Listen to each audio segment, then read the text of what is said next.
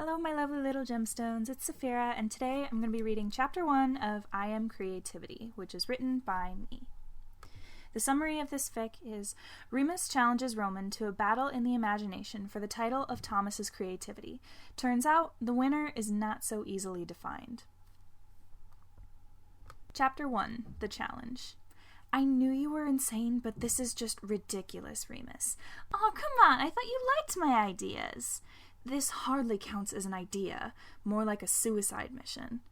I'm more powerful than you think, Dee. I can handle my brother. Don't try and fool me. You've been losing power for weeks. What makes you think now is a good time for this stupid plan? Deceit's right. You need to wait until you have your strength back. I could step in and make Thomas tired so you'd be able to play with his nightmares. Come on, you two. I'm creativity. This idea will work. I can guarantee it. You'll be endangering Thomas. I can't allow you to do this right now. Well, it's a good thing you can't stop me then. This doesn't have to do with Thomas knowing anything, so you're out of your element here. Ugh. Obsession, say something. This cannot happen. You're going to lose, Remus. You realize that, right? I'll do my best. It was a quiet day in the mindscape. For once, the sides felt content. There were no huge issues in Thomas's life that needed addressing, and they were able to spend some quality time together in the common area. Patton was flitting about in the kitchen, baking a fresh batch of cookies. Virgil was curled up in his chair and half asleep, warm and comfortable from lunch. Logan had a new book he was already halfway through, and Roman had a fresh script in his hands, already covered in a scrawling, curly handwriting. Of course, it wouldn't be a day in the mindscape if something didn't come to cause trouble. Specifically, this something came bouncing down the shadowy hallway that led to the dark side's territory, his steps loud and obnoxious. "Oh, Roman!" he called out in a sing-song voice, putting those in the common room immediately on edge. Virgil shot up out of his chair and was on his feet in an instant, vaulting over the side of the couch to put himself between the newcomer and Roman. Patton froze, a tray of steaming cookies in his hands. Logan sighed, bookmarking his place and closing his book with a snap, standing and facing Remus calmly. The darker side of creativity waltzed right up to the couch, completely ignoring the defensive positions Virgil and Logan had taken. He stared right past them, grinning widely at his brother. "Roman!" The prince sighed, not looking up from his script. Over the past few months, he'd grown less scared of his brother. Now he was just a minor nuisance, even though his friends seemed to think otherwise. "What do you want?" "I'm busy. I don't have time to mess around." "Oh, the great Prince Roman doesn't even have time to play a game with his only brother, and I came all this way," Remus pouted, putting his fists on his hips. Roman glanced up, eyebrows raised. "A game? What are you talking about?" Remus grinned again at Roman's question, and he spread his arms out widely.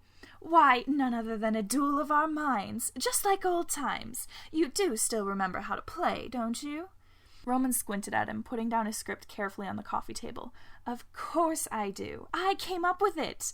But you haven't wanted to play since you left. Why are you showing your mustache mug now?"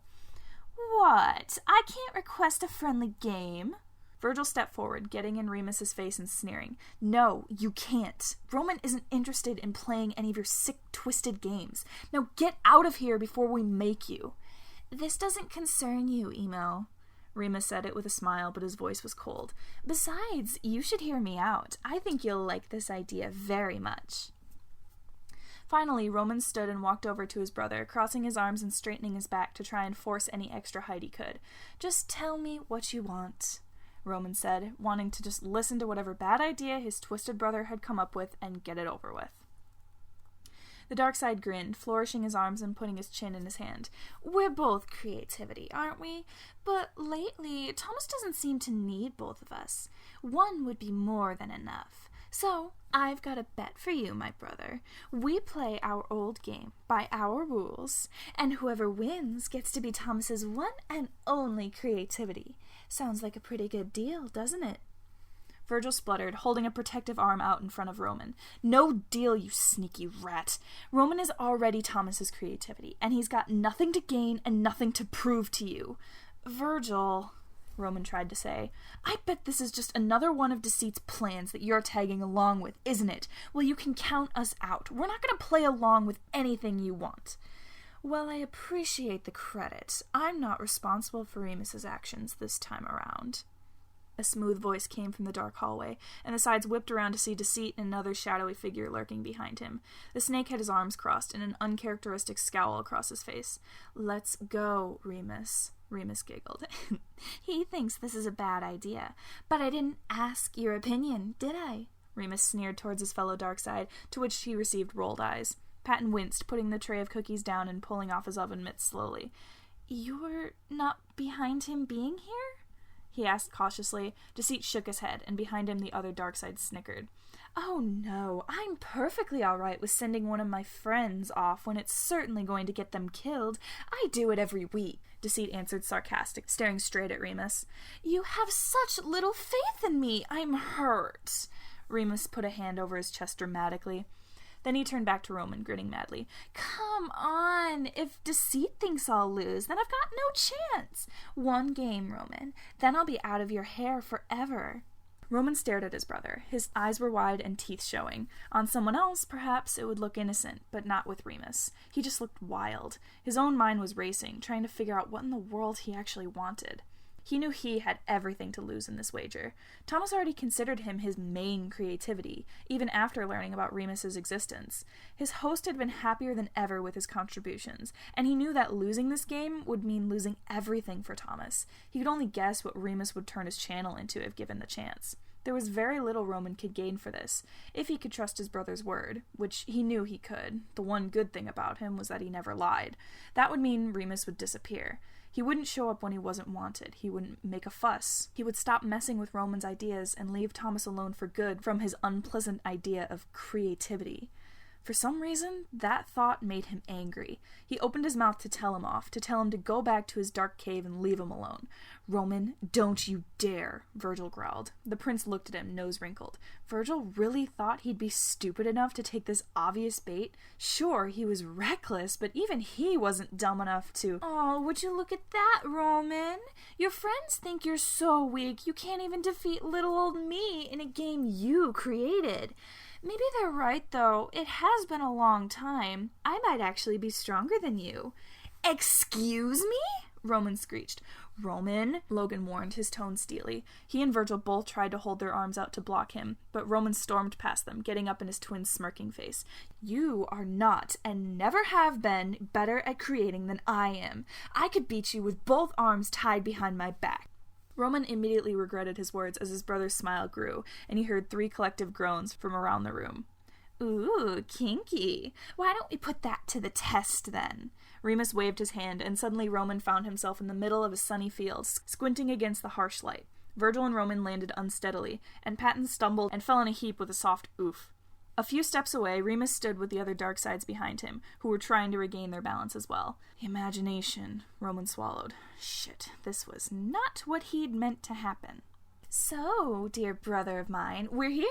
We just need to get you ready." Remus grinned, waving his hand again and conjuring a length of rope and hanging it from his fingers lazily. Roman's eyes widened, and he took a step back, trying to keep his voice strong. "I said I could beat you with my arms behind my back. I never said I would. Can you imagine how embarrassing it would be to see you beaten with me limiting myself like that? Don't worry, I won't go easy on you, so you'll have an excuse ready when I win." Roman tried not to notice Deceit's eye twitching behind Remus. Curse him and his ability to detect lies. The dark side of creativity rolled his eyes, but let the rope drop, where it disappeared once it hit the ground. He looked vaguely disappointed, but shrugged. "You're no fun." "Fine, it doesn't matter. Your dull creations are no match for me, handicap or no. I'll give you a few minutes to set your friends up with a viewing platform. I know they'll want to watch as I beat your sorry butt into the ground," he said with a laugh and a shoulder wiggle. Roman watched him for a moment before he felt a hand on his shoulder, and he was spun around to meet face to face with a very angry Virgil. "What the hell were you thinking, Princey? Have you somehow forgotten that he's the embodiment of Thomas's bad creativity? If you lose, he'll lose you," Patton finished, grabbing Roman's hand and gripping it tightly. There were tears in his eyes and his lip quivered. Roman winced. Did they really think he couldn't do this? You two shouldn't underestimate Roman, Logan interjected, and Virgil whipped around to face the logical side. Roman got knocked out for an entire video because of him. Remus is strong, and that only happened because we all failed to warn him of the threat before it was too late. Now he has a chance to prepare. Not to mention, he created this game they'll be playing, so I see no reason to worry. Patton pursed his lips. What is this game, anyways? Roman smiled. It's just like he said. It's a battle of our minds. We used to play it all the time as kids. Before... Roman licked his lips, shaking his head. Well, anyways, it works like this. The creative side waved his hand and created a floating image, simulating a TV screen to help him explain. I created the game as an exercise to practice creating things in the mindscape. The goal is to knock out your opponent using anything you can create in the imagination. When you say knock out, what do you mean exactly? Logan asked. I mean exactly what I said. If your opponent is unable to continue, then you win. Usually it ended with a very big bruise on one of them, but he had a feeling Patton might object a lot more vehemently if he told him that. Roman waved his hand and a top-down image of the field they were standing on appeared. We split the field in two, and we have 15 minutes to get ready. We can create anything we want in our area, whether it be to protect us or attack our opponent. After we're done preparing, we start the fight. So it's not a battle of pure strength, but more a battle of wits, Logan clarified, and Roman nodded. That's right. I can't tell you how many times one of us has won even though we had fewer creations on our side. Patton twisted his fingers together nervously, biting his lip. That sounds simple enough. You said you played this before, right? Virgil asked. Roman nodded. How many times have you won? Roman huffed, planting his hands on his hips. I am Thomas's creativity. I created this game, and I'm not going to lose to my brother on the other side. I don't appreciate you doubting me, Virgil. The hero always prevails over the villain, so you have nothing to worry about. Virgil glared at Roman, anger brewing in his eyes. Instead of wasting time continuing that argument, he turned away from his fellow sides and made a grand sweeping motion with his arms.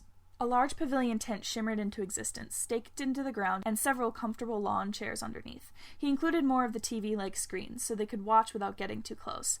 Roman knew they probably wouldn't be happy about being put to the side, but it would help him focus if he knew that they would be safe. Now you'll be able to relax as I earn my rightful title as Thomas's creativity. Make yourselves comfortable. I'll make this a showdown you won't soon forget.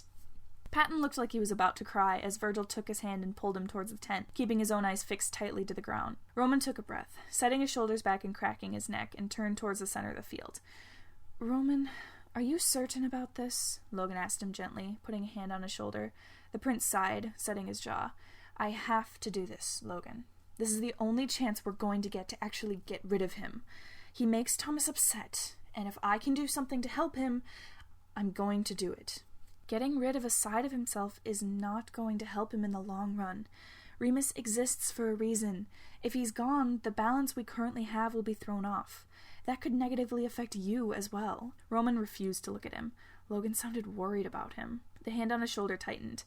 I can't stop you, but I beg you to reconsider this, Roman. I don't want you to inadvertently hurt yourself with this endeavor. I'll be fine, Logan. Go sit down. I need to focus. Roman, go! His voice cracked and he ripped his shoulder away and walked off from his friends, trying to calm his racing heart. He couldn't let their worries get to him. He was Prince Roman, the hero who would defeat his evil twin and bring peace to the land once again. It was what his life had been leading up to, a fitting end to their rivalry. Why, then, did he feel so uneasy at that thought? The playing field was set. It was about the size of a football field, with a waist-high fence surrounding the entire area. There were 2 raised towers on either end, for each of the twins to survey the field. Floating in the sky above them was a scoreboard with a timer, frozen on 15 minutes. Roman made his way to the center field line, marked with a green and red striped line. His brother was standing there, arms crossed and lips twisted into a smug grin. His morning star was slung casually over his shoulder, and he tapped it impatiently as he waited. The prince held his shoulders back and chin high as he walked, showing no trace of the fear that was racing through his veins. He hadn't had a creativity battle in years, and while he was confident in his abilities in manipulating the imagination, he knew Remus had also grown in power over the years. He couldn't let his guard down for even a second, or it would be all over. So, it comes to this. I can't wait to see the look on your friends' faces when I break you into little pieces like a princely piñata. He broke into a deranged laugh, but Roman just shrugged. Laugh all you want, Captain Hook, but you should know by now that good always prevails. You're going to regret challenging me when I come out on top. Remus stepped forward and smirked, raising his free hand to pat Roman's cheek. Oh, Roman, we both know you're not a top. Roman groaned. Enough! I cannot wait until I can say something without worry that you'll twist my words like you always do. You know you'll miss me. Quit bantering and let's go! A voice called from the sidelines, and Roman looked over to see Deceit and Obsession sprawled out on a tattered blanket laid in the grass. It was a far cry from the fancy pavilion Roman had conjured for his friends. Obsession had his hands cupped around his mouth, and Deceit was snickering. Remus glanced from his fellow sides to his brother and raised an eyebrow. Ready? He asked, a mischievous glint in his eye. Roman steadied himself and looked Remus in the eyes. Let the game begin. Chapter 2. A Battle of Creativity. The Spectres watched as a bell rang and the timer started counting down. The twins sprinted to their respective towers, creating things out of thin air as they went. As they would expect, Roman's army consisted of knights dressed in shining white armor and various mythical creatures. They couldn't see Remus's side as clearly, but what they could see was eldritch abominations with too many eyes and too many limbs. Patton had curled his knees up to his chest, covering his eyes and peeking through his fingers to block out Remus's creations, which made him sick to his stomach. Virgil and Logan were both leaning forward, fixated on the viewing screens for very different reasons. This is bad, this is bad, this is bad, this is bad, this is bad, Virgil kept repeating, breaths coming quicker. Logan leaned over and put his hand over Virgil's, tapping out a 4-7-8 rhythm to try and keep him calm.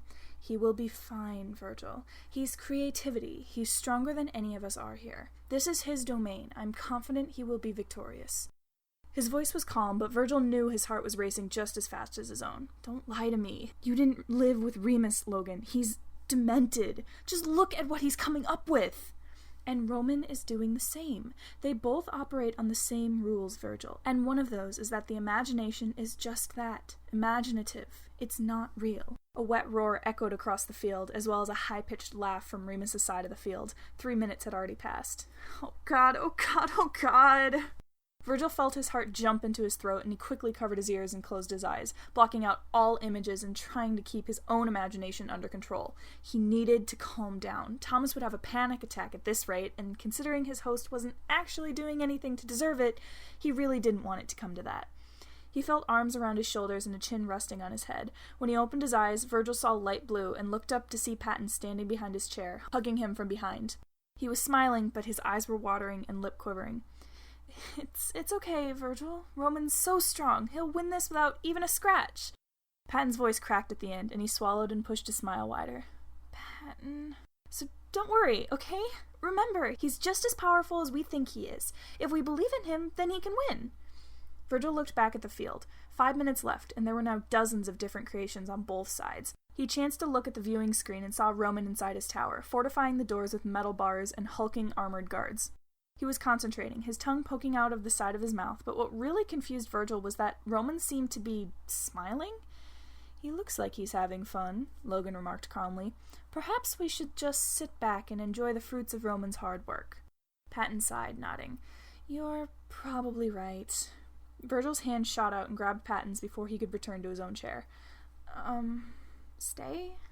The anxious side tapped on the chair, and it shifted into a large, plush beanbag more than big enough for two. Patton smiled and plopped down beside Virgil, wrapping a comforting arm around his shoulders. We can cheer him on together. He's an idiot. And you didn't know this before? Deceit sighed, pinching the bridge of his nose. I thought that there was a little common sense left in that twisted head of his. I was clearly wrong.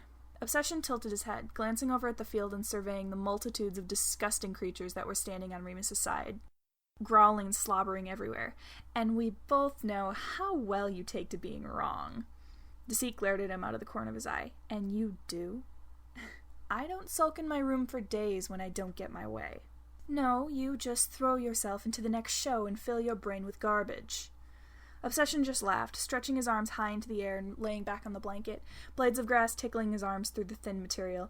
Just 'cause you don't see the genius in what I do doesn't change the fact that Thomas loves it when I do my job. Unlike someone else I know. He closed his eyes against the bright sun, soaking in the warmth that never made its way into their corner of the mind. Deceit growled and said things Obsession was sure were very pleasant words for him under his breath. Besides, who said you were wrong? What? Have you been paying attention? Have you? Deceit, as much as you love to think you're the only one who can plot and plan, you're not. Deceit stared at his fellow Darkside, unconvinced. When has Remus thought about or planned anything? He does whatever he wants, when he wants. Obsession sighed, rolling his eyes. He propped himself up on one elbow and stared at Deceit. What would you call this, then? The orange-clad side waved towards the field, where they could see Remus ducking behind various barricades and creating new monsters. What's your point? Deceit narrowed his eyes.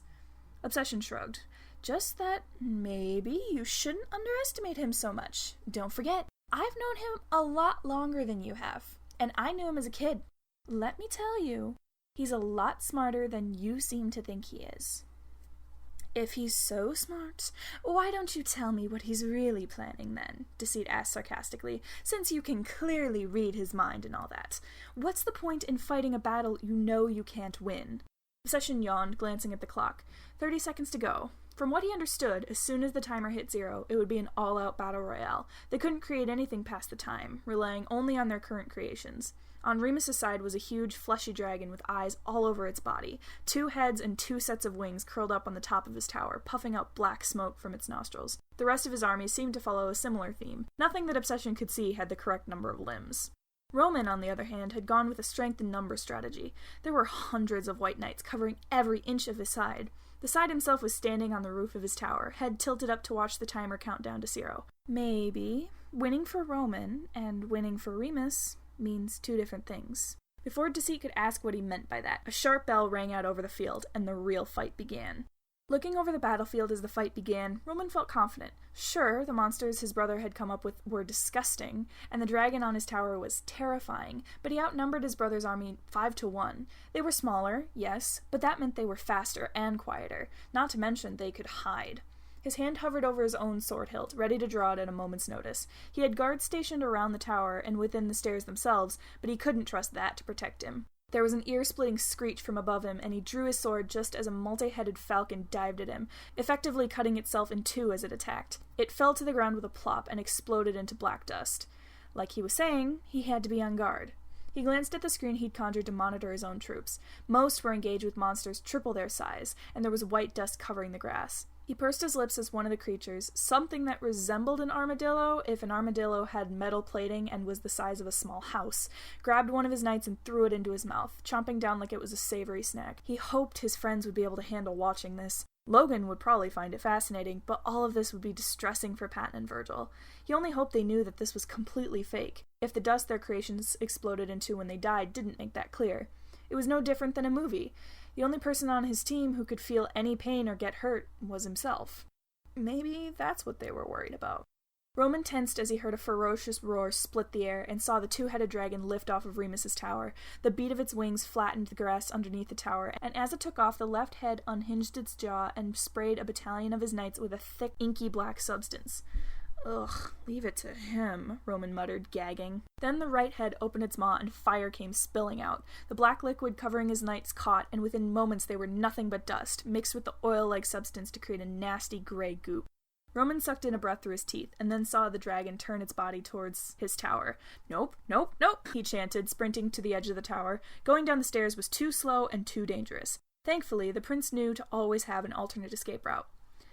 The creative side ran to a parapet where there were thick lengths of vine tied to the stone, dangling all the way to the ground. He grabbed the gloves he'd conjured for this very situation and slipped them on, then swung his leg over the edge and gripped the vine tightly. The dragon flew overhead and nearly blew him away with the strength of its wings, but he held fast. It made another pass as he was sliding down, and more oil spilled out of the left head's mouth. It splattered all over him and steamed on his skin. Worst of all, the oil got onto the vine and underneath his gloves. He started sliding faster, his grip faltering, and as the dragon got ready to torch him, he lost it altogether. Roman landed hard on his back, and his lungs seized at the impact. The prince forced himself to his feet, gasping for air as the oil on the tower was lit up, and he was forced to run to avoid the same fate. He clutched his side as he ran. He didn't think he'd broken a rib, but there certainly would be a nasty bruise. One of many to come, he'd wager. Roman ran to the side of the tower where he'd created a small oasis to house one of his secret weapons. Remus had a wide, manic smile on his face. God, he hadn't had this much fun in forever! He watched the flames consume Roman's tower and sent his dragon after him. He couldn't see which direction his brother had run off in, but that didn't matter too much to a fire-breathing dragon. He'd burn the whole area down if he needed to. He would just return it to normal after the fight. Then he caught something on the wind, a sound floating in the air, a song. He could barely hear it, but Remus noticed that his dragon was shaking its head in confusion, trying to get away from whatever it was hearing. He tried to call it back, but his control had lapsed and it wouldn't listen to him. The creature raged, spewing oil and fire into the sky before crashing against the force field surrounding their arena and exploding into dust. Silence fell over the field, and the twins realized that this round was over, with both left standing. They reconvened in the center after they cleared their areas of all leftover debris. Remus crossed his arms and looked Roman over smugly. "You've lost your touch. You didn't even manage a single hit on me." Roman huffed, keeping a hand on his hip to try and subtly keep pressure on his side without letting his brother know he was hurt. "Neither did you. Are you even trying? That was such a boring round. I nearly fell asleep." "Oh, all right. Then let's make things quick. 10 minutes, and this time it won't be a warm-up," Remus cheered, pointing at the clock above them and resetting the time, which immediately started counting down. Roman squawked in protest, but Remus just laughed and ran off, leaving the prince standing there with his side aching and the clock ticking down.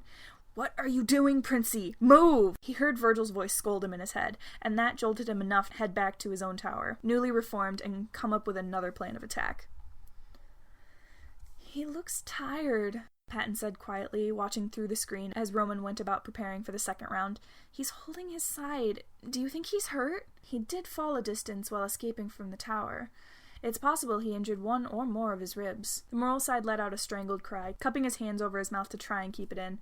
Virgil stared at the back of Logan's head with wide eyes. "Logan, do you even care?" "Of course I do, but Roman did very well in that last round. He ended it with a tie, and now he surely has a better idea of Remus's strategies. Now he's able to incorporate that knowledge into this next round." "That's all good in theory, but look at him. He doesn't exactly look like he's up for another fall from the tower." Virgil pointed at the screen where Roman was leaning up against a tree, eyes closed and chest heaving. "Creating takes energy, but the same goes for his opponent. I'm sure Remus is just as tired as Roman is." "Yeah, but Logan, he might hurt himself if he's too tired. Can't we just stop this?" "I doubt either of them would allow that at this point. We simply need to ride it out, so to speak, and provide him support from here." Patton whined, shifting to bury his face against Virgil's neck. Virgil patted his shoulder awkwardly, watching in silence as Roman ducked in and out of view on the screen. Instead of a relatively open field like he'd made before, now he was growing a thick forest with a canopy so thick it cast dark shadows across the creative side's face. What is he doing? Remus literally made a fire-breathing dragon last time. That forest is just going to burn, Virgil said, crossing his arms. As he said it, Roman stumbled and fell to loud gasps. There wasn't sound from their viewing screens, but as the creative side stood back up, they could hear him shouting and cursing in his Disney way as water dripped down his face and his clothes were soaking wet. "I believe he's already thought of that, Virgil." Despite himself, the anxious side couldn't help but snicker. Idiot. Remus shifted his weight back and forth, tapping the handle of his Morning Star impatiently. The time was nearly out, but he hadn't seen his brother emerge from the dense forest he'd created. He cocked his head and the corners of his mouth twitched into a devious grin. So, he wanted to play hide-and-seek? That was fine with him. He'd just have to smoke him out. The timer hit 0 and the signal blared. Remus raised an arm and shouted, sending his misshapen, vaguely humanoid army running forward. He heard cries of shock and disgust from the sidelines and smirked. They just didn't appreciate the human body in its most natural form. Remus put his fingers to his mouth and let out a shrill whistle, and after a moment the buzz of huge insect wings echoed from behind him. Without even looking, he hopped onto the giant dragonfly and lifted into the air, leading the charge towards the forest. An unstable laugh ripped its way from his chest, and Remus relished this feeling of the adrenaline rushing through his veins and the wind tearing his hair every which way. He pointed down at the center of the forest, and his mount rained fire onto the lush greenery below. The trees caught instantly, and Remus laughed as they turned from green to pure black, fading to dust and ash in the air. His brother was down there somewhere, and he would find him. And finally, there was an explosion, and Remus nearly lost his balance as a geyser erupted right next to him, showering him with freezing water. His dragonfly mount dodged to the side, its wings damp and heavy. He looked down at the forest to see his glorious fire had all but disappeared, drenched by the multiple streams of water that had exploded into the air. Remus sneered. Of course it wouldn't be that easy. He shook his head and let water droplets fly before commanding the dragonfly to hover over the forest, jumping into a tree and climbing down to the forest floor. It was quiet. The Duke took a few steps forward, trying to see around the thick tree trunks. He snickered quietly to himself. That would be a good one for Thomas later. His boot squished into a puddle of something, and Remus lifted his boot to examine it. There was a watery black liquid seeping into his shoe, and the Darkside realized that it was the dust of his creations that had mixed with the water from the geyser. He looked around again. What had happened? He'd made his own army fireproof, so they couldn't have burned from him, and there was nothing around here that explained what could have destroyed them. The Duke set his jaw. Well then, maybe his brother was capable of playing a little dirty. He grabbed his Morningstar and rested it over his shoulder, following the faint buzz of insect wings to find his way out, using his weapon to whack any tree branches or loose brush out of his path. Instead, Remus found his way into a clearing of trees, with a fake mesh of leaves cast over the top to disguise it from above. The trees surrounding the area were twisted together, branches forming a protective barrier to keep people out. But then, it also meant it could keep people in. "Oh, Roman, I know you're here. You're just too predictable," Remus called out, swinging his Morningstar back and forth. "Come on, let's just get this over with. You're clearly not fit to be Thomas's creativity if you're hiding from little old me." There was a laugh from across the clearing, and Remus saw a poorly defined shadow sitting in one of the trees. "I thought you were a little smarter than to just walk into something like this. I mean, come on, Rem. This is obviously a trap." Remus heard a strange creaking from behind him, and a tree branch suddenly snaked its way around his waist and lifted him off the ground. His Morningstar clattered to the ground and he cursed wildly, flailing his legs to no avail. Of course, moving trees! That must have been what the whole forest was made out of. The prince hopped down from the tree and strutted over, hands on his hips and a triumphant smirk on his face. "I can't believe that worked as well as it did. Seriously, I pulled this same trick when we were kids." Remus winced in pain, though he tried to hide it with a wide-toothed smile. "Who says this isn't exactly what I wanted to happen?" Roman rolled his eyes and drew his sword, ready to end this fight. Remus winced again, gritting his teeth. He kicked his feet forward and caught Roman's shoulder, shoving him back. The momentum loosened the branch's hold on his waist, and he dropped out of its grip. The Darkside grinned, rolling and grabbing the handle of his Morningstar. Roman stumbled, head snapping up just as Remus swung upwards, uppercutting his chin with the heavy weapon. Warmth blossomed in his mouth as he bit down hard on his cheek and blood poured onto his tongue. Roman fell onto his back, head spinning. He blinked stars out of his vision and was met with a maniacal smile aimed down at him. Remus raised his Morningstar above his head, and Roman willed his leaden limbs to move. He couldn't let this happen. He was Prince Roman. He would not be defeated like this. The prince twisted his entire body, using the momentum to throw his arm up and swipe at Remus with his sword. His grip was terrible, but it would do. Remus jumped back and dropped his weapon behind him, but he wasn't fast enough as the blade's edge ripped through him. Literally, through him. Roman, expecting resistance and finding none, was carried by his momentum and rolled onto his stomach. He pushed himself to his knees and spat red into the grass, staring wide-eyed at his brother. I hit you! That's not fair!" "No, you didn't," Remus laughed, dancing away and laughing. Roman stood slowly, unsteady on his feet and using his sword to stabilize himself. "Yes, I did. How did you do that? My sword went straight through you." Remus shrugged, retrieving his Morningstar. "You didn't hit me, Roman. What can I say?" He smirked, slinging it over his shoulders.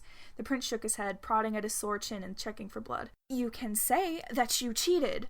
"I didn't cheat. There's nothing in the rules about dodging an attack." "That wasn't dodging. You went full-on ghost mode. I didn't even know we could do that." "You can't," Remus said under his breath. Then he huffed and rolled his eyes.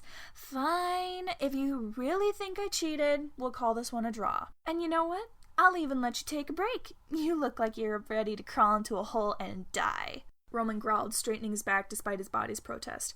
"Oh yeah? What's the matter? Scared that I'll beat you like this?" Remus just laughed and turned on his heel, waving an arm over the forest around him and making it disappear into dust that glittered in the wind. "Third time's a charm, Roman. But whose charm will it be?" The prince watched his brother dissipate his creations, feeling weight lift from his body as the strain of keeping it up lightened. He sighed in relief, turning to go back to his friends and sit for a moment. "Roman!" worried voices called as he approached the pavilion, and he subtly tried to spit another mouthful of blood into the grass before he got too close. Patton ran up to him, checking over his face and wiping away the blood dripping down his chin with the edge of his cardigan sleeve. "Pat, your sweater." "That's not important. Roman, don't ever do that again. I'm nearly passed out," Patton scolded, though his impact was lessened slightly by the crack in his voice and tears in his eyes. "Is your chest all right? I saw you holding it earlier," Logan asked, stepping forward and pulling Patton away from his fussing calmly. Roman gently prodded the sore spot and nodded, wincing. "Just a bruise. I don't think anything's broken." Not that he would tell them if it was. He had to finish this, but if Patton knew he'd gotten hurt that bad, he'd drag Roman to his room and make him stay there for a week. Logan nodded, not fully convinced. "And your head?" Virgil interjected. "I saw you spit blood, Princey. You're not okay." "Yes, I am. That hit just made me bite my cheek, and it bled a little, okay?" Roman opened his mouth to show them that the bleeding had already stopped. "I'm fine. I just need to sit for a minute, and then I'm going to kick his butt into next week." The other three shared a look. "Roman, you don't have to do this alone. I know I'm not as good with the imagination as you, but if I could just do something to help," Patton pleaded. Roman shook his head, then groaned at the action. No, I can't risk you guys getting hurt. Besides, this is between us. This is what everything's been leading to all these years. It's the only fitting end for the two of us, ever since we were kids." He trailed off. Patton bit his lip, glancing at Logan, who sighed quietly. Virgil looked between the two of them, confused. "This is my fight. I appreciate you guys wanting to help me. I do, but this isn't something you can really help with. We need to settle our differences, and this is really the only way we know how. Violence should not be the answer. There is no other answer with Remus. What I need right now is to come up with a plan, a strategy. Logan?" The logical side adjusted his glasses, taking in how battered and exhausted Roman looked. He was struggling to even stand. Logan doubted he was up for creating much more. "Leave it to me." You hesitated. Remus tilted his head at Obsession, who was staring at him evenly. "Whatever do you mean?" "When you were standing over Roman. You could have finished it right there, but you didn't." It wasn't a question, but a statement of fact. Deceit nodded, eyes narrowed as he tried to search Remus's face for answers he was not going to give. The dark side of creativity threw his head back and laughed.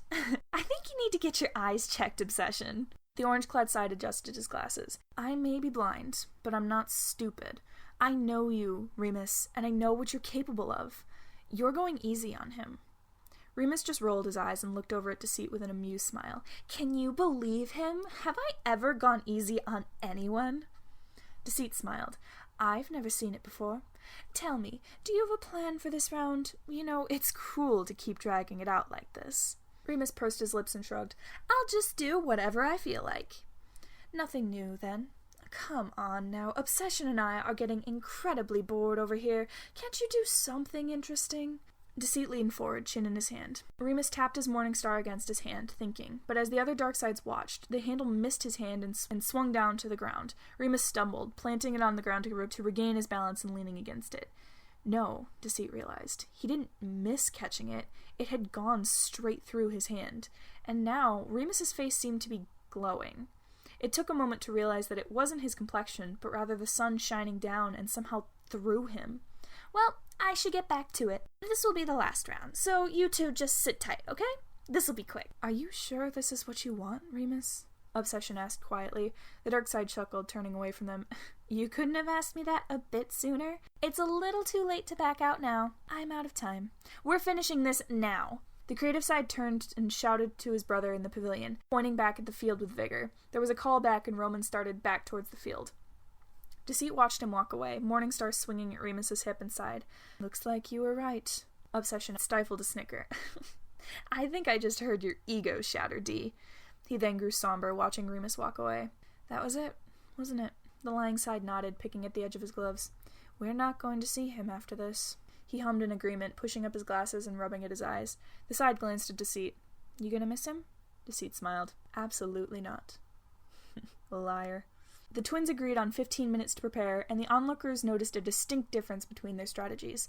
As soon as the timer started, Roman had darted onto his own side and into his tower, hiding what he was creating from his brother. Meanwhile, Remus was leisurely wandering around his side, absently growing a wall or creating a gruesome creature every so often. He carried an air of indifference, a change from his eagerness from before. He stood tall, but the dark side sitting on the sidelines knew, perhaps instinctively, that something was off. The former dark side sitting with Logan and Patton noticed it too. While his friend's eyes were glued to the screen, watching Roman put his plan into action, Virgil kept his eyes locked on Deceit and Obsession. He couldn't tell exactly from where he was sitting, but the look on Deceit's face looked almost disappointed? Upset, even? It had to be an act. Virgil had never known the lying side to show his emotions clearly. Had Remus said something during the little break? Deceit's head turned towards the pavilion, and Virgil's head snapped back to the screen, heart racing. Did he know he was being watched? No, it must have just been a coincidence. Still, though, he didn't look back over after that, just in case. Is he gonna make it? Patton's voice brought Virgil back to the present, and he glanced up at the screen. It's going to be close. As long as he followed the structure I set, he should be fine. He should have created his most important pieces first.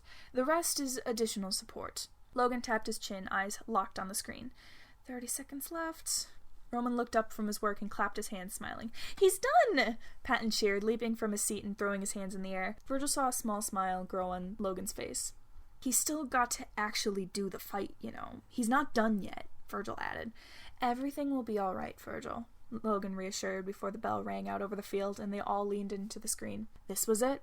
Roman's chest was heaving. Even though he hadn't created nearly as much as he had the past 2 rounds, his entire body was screaming at him to stop, to let it go and rest. He leaned heavily against the parapet, commanding his knights to march forward onto Remus's side.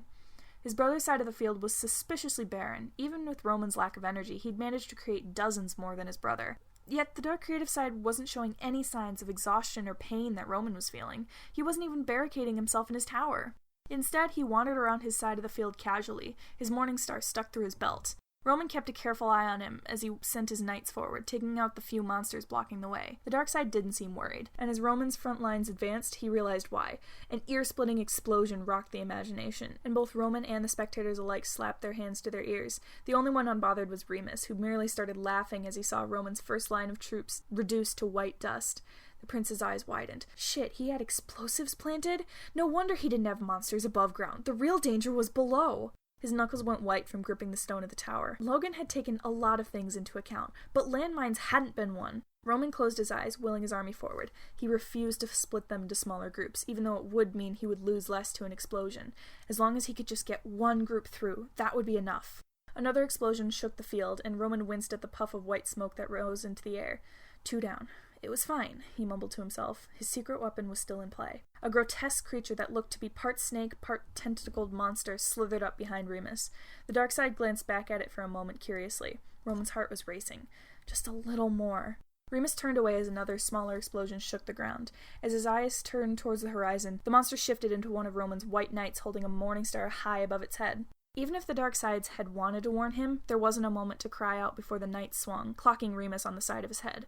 Darkseid's eyes rolled back into his head, and he collapsed onto the ground, unmoving. A bell rang out after a few moments. It was over. Roman had won. The wall around the field dissipated, and the rest of the twins' creations crumbled into dust, leaving Remus curled up on the ground, and Roman bent over, breathing hard but still standing. The lightsides ran over to him, with Patton tackling Roman in a hug and lifting him off the ground. Roman groaned, his ribs screaming in agony. "Pat, easy, chest!" Patton gasped and let him down, hands moving to grip his arms carefully. "Sorry, kiddo, I'm just so proud of you." That nearly made Roman burst into tears right then and there, and he ducked his head to hide his face. "Thanks, Padre. I did it."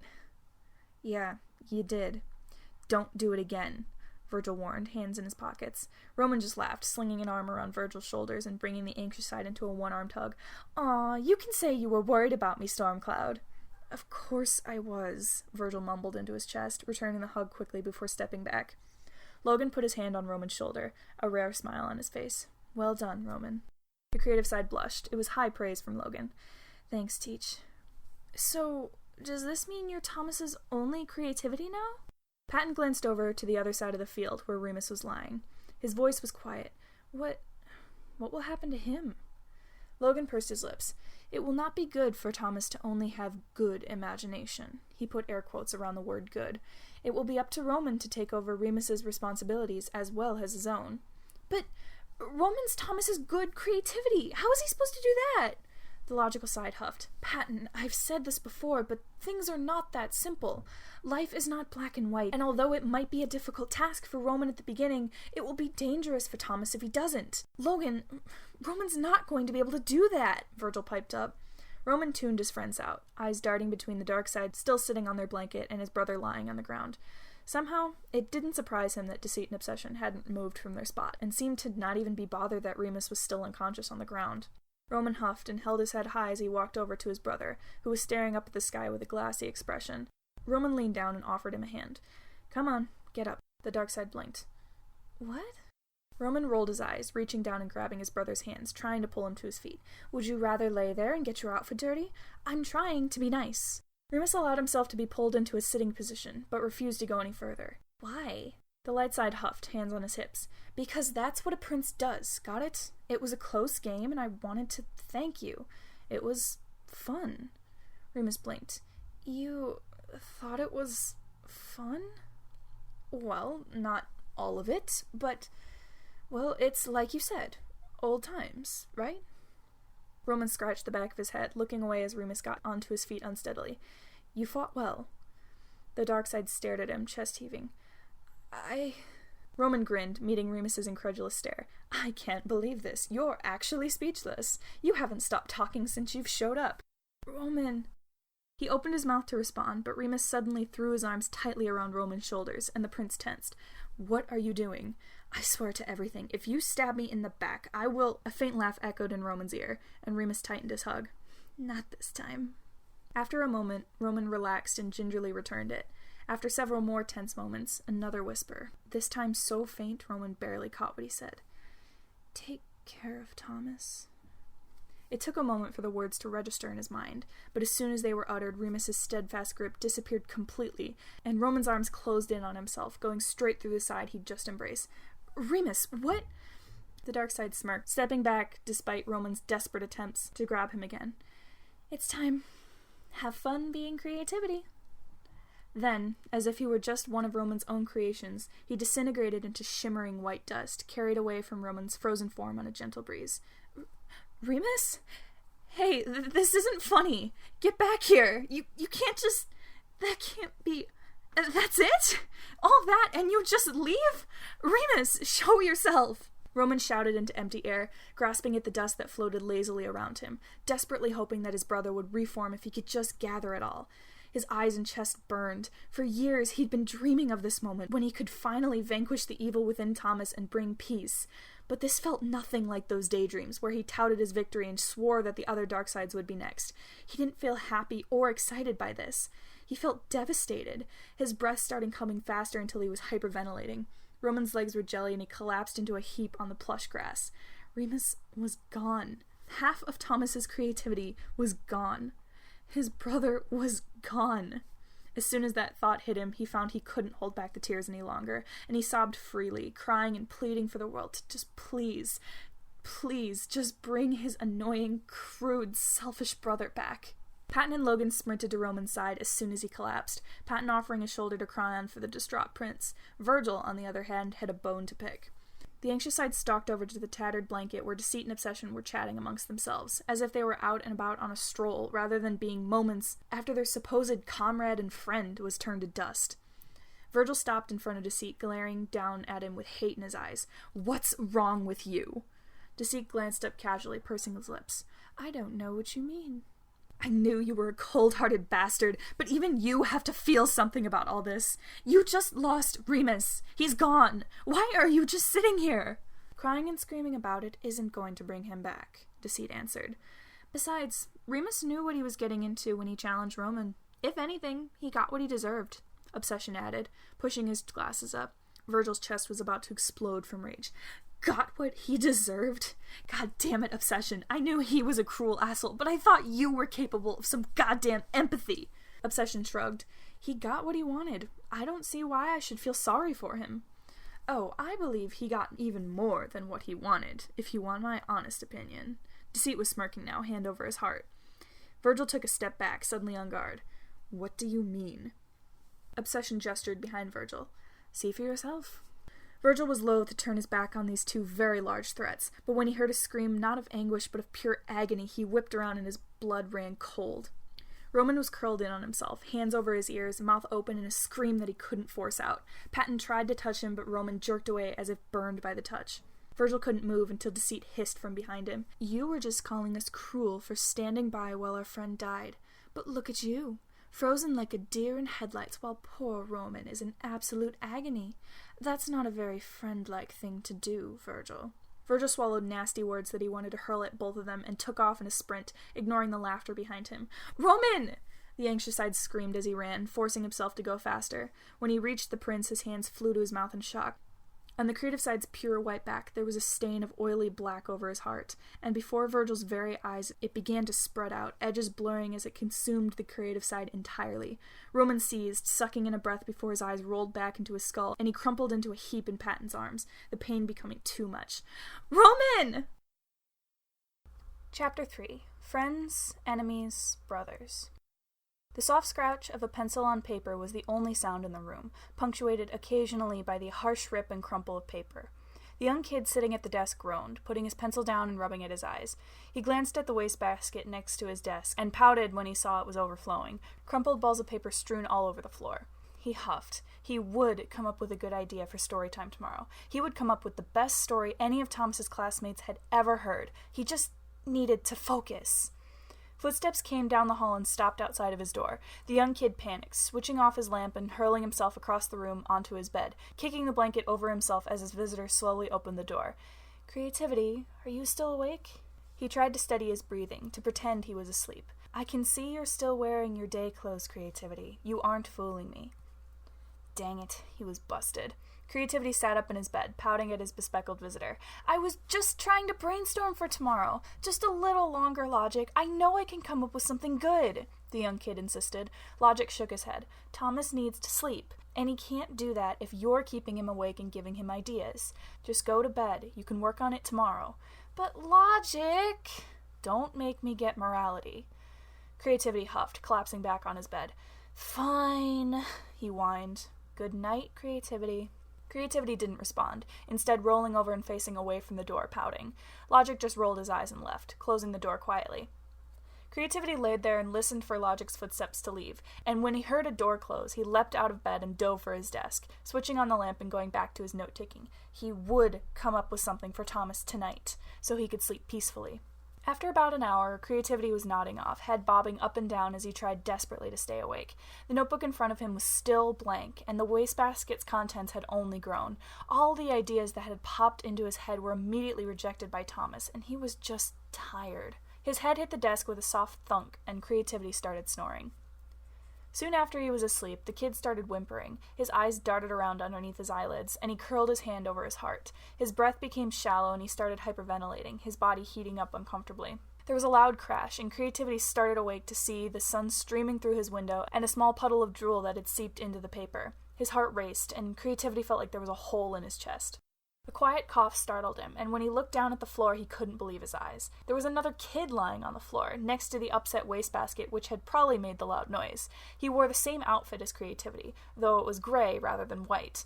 Creativity watched as he sat up, rubbing at his eyes sleepily. Who are you?" The kid on the floor looked up. "Me? I'm Creativity." Huh? You can't be Creativity. I'm Creativity." The gray-clad kid stood up, putting his hands on his hips. "Yes, I can, because I am.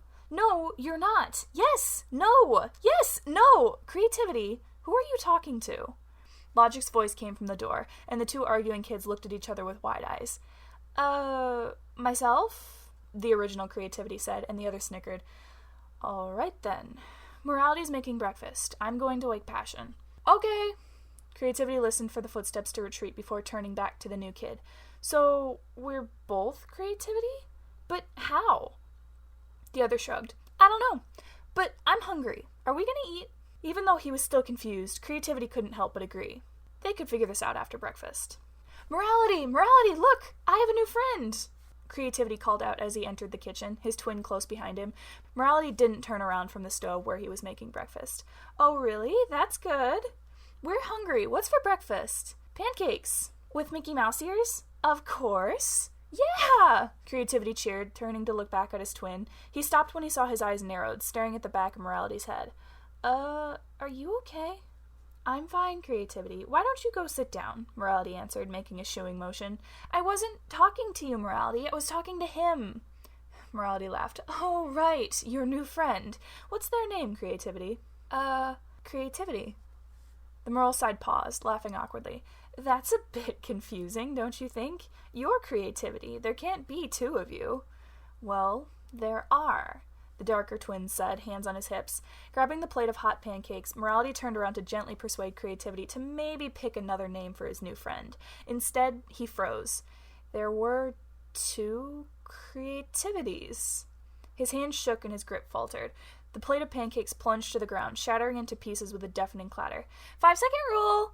The gray one cheered, diving to grab the hotcakes. The one in white stood stock still, meeting Morality's eyes with a shrug. Morality couldn't think of anything appropriate to say in the situation, so instead he reached out to the kid in gray and attempted to take the pancakes from him. Don't eat from the floor! There's broken pieces! The kid dodged out of his reach, sticking his tongue out and wrinkling his nose. He shoved a full pancake into his mouth, unbothered by the pieces of ceramic stuck to it or the steam still rising from them. They're mine! He exclaimed through the mouthful.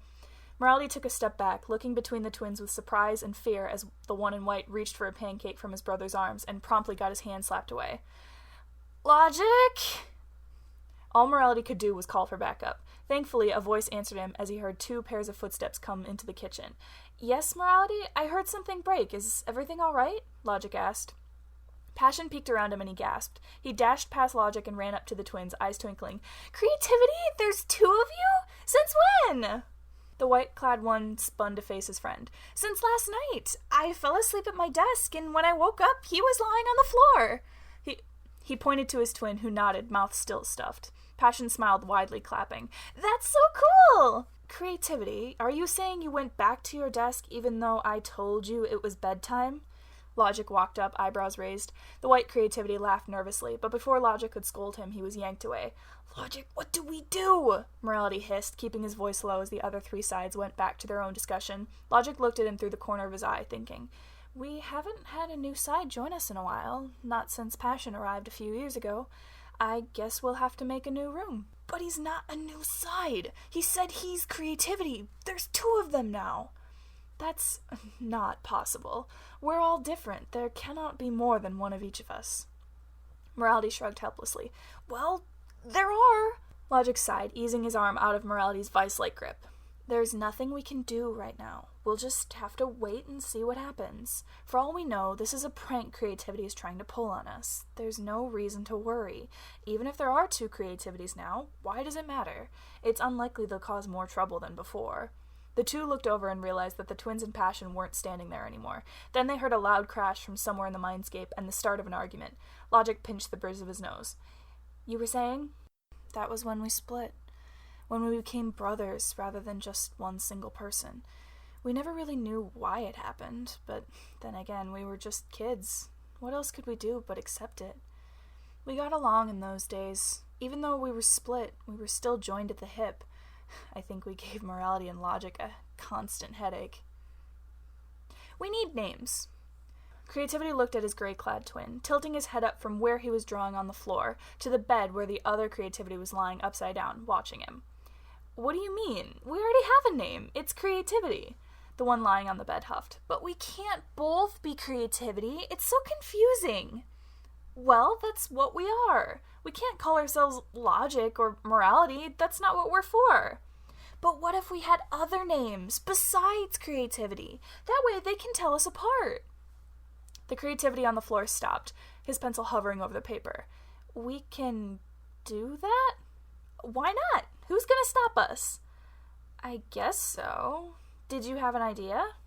The darker of the 2 grinned and grabbed the book he'd been reading earlier and held it up for his twin. Did you steal that from Logic? That's not important. Look. He flipped through the pages, opening it up to a pencil illustration of a wolf and 2 young children next to her. He held it out to his twin, who rolled his eyes. It's upside down. You're so picky, the gray twin groaned, rolling over on the bed so both he and the book were right side up. There, happy? Why are you showing me this? It's the story of how Rome was made. There were these 2 brothers, Romulus and Remus, and they were raised by a wolf, and then they went on to create the huge Roman Empire. The lighter one seemed unconvinced. Okay, but what does that have to do with us? Isn't it obvious, dummy? We're going to create things that are just as great as they did. Don't we deserve to have cool names like them? I get to be Romulus. What? Hey, no fair. Why do you get to pick first? Creativity sat up, crossing his legs and puffing his chest out. Because I'm older, and that means I get to pick first.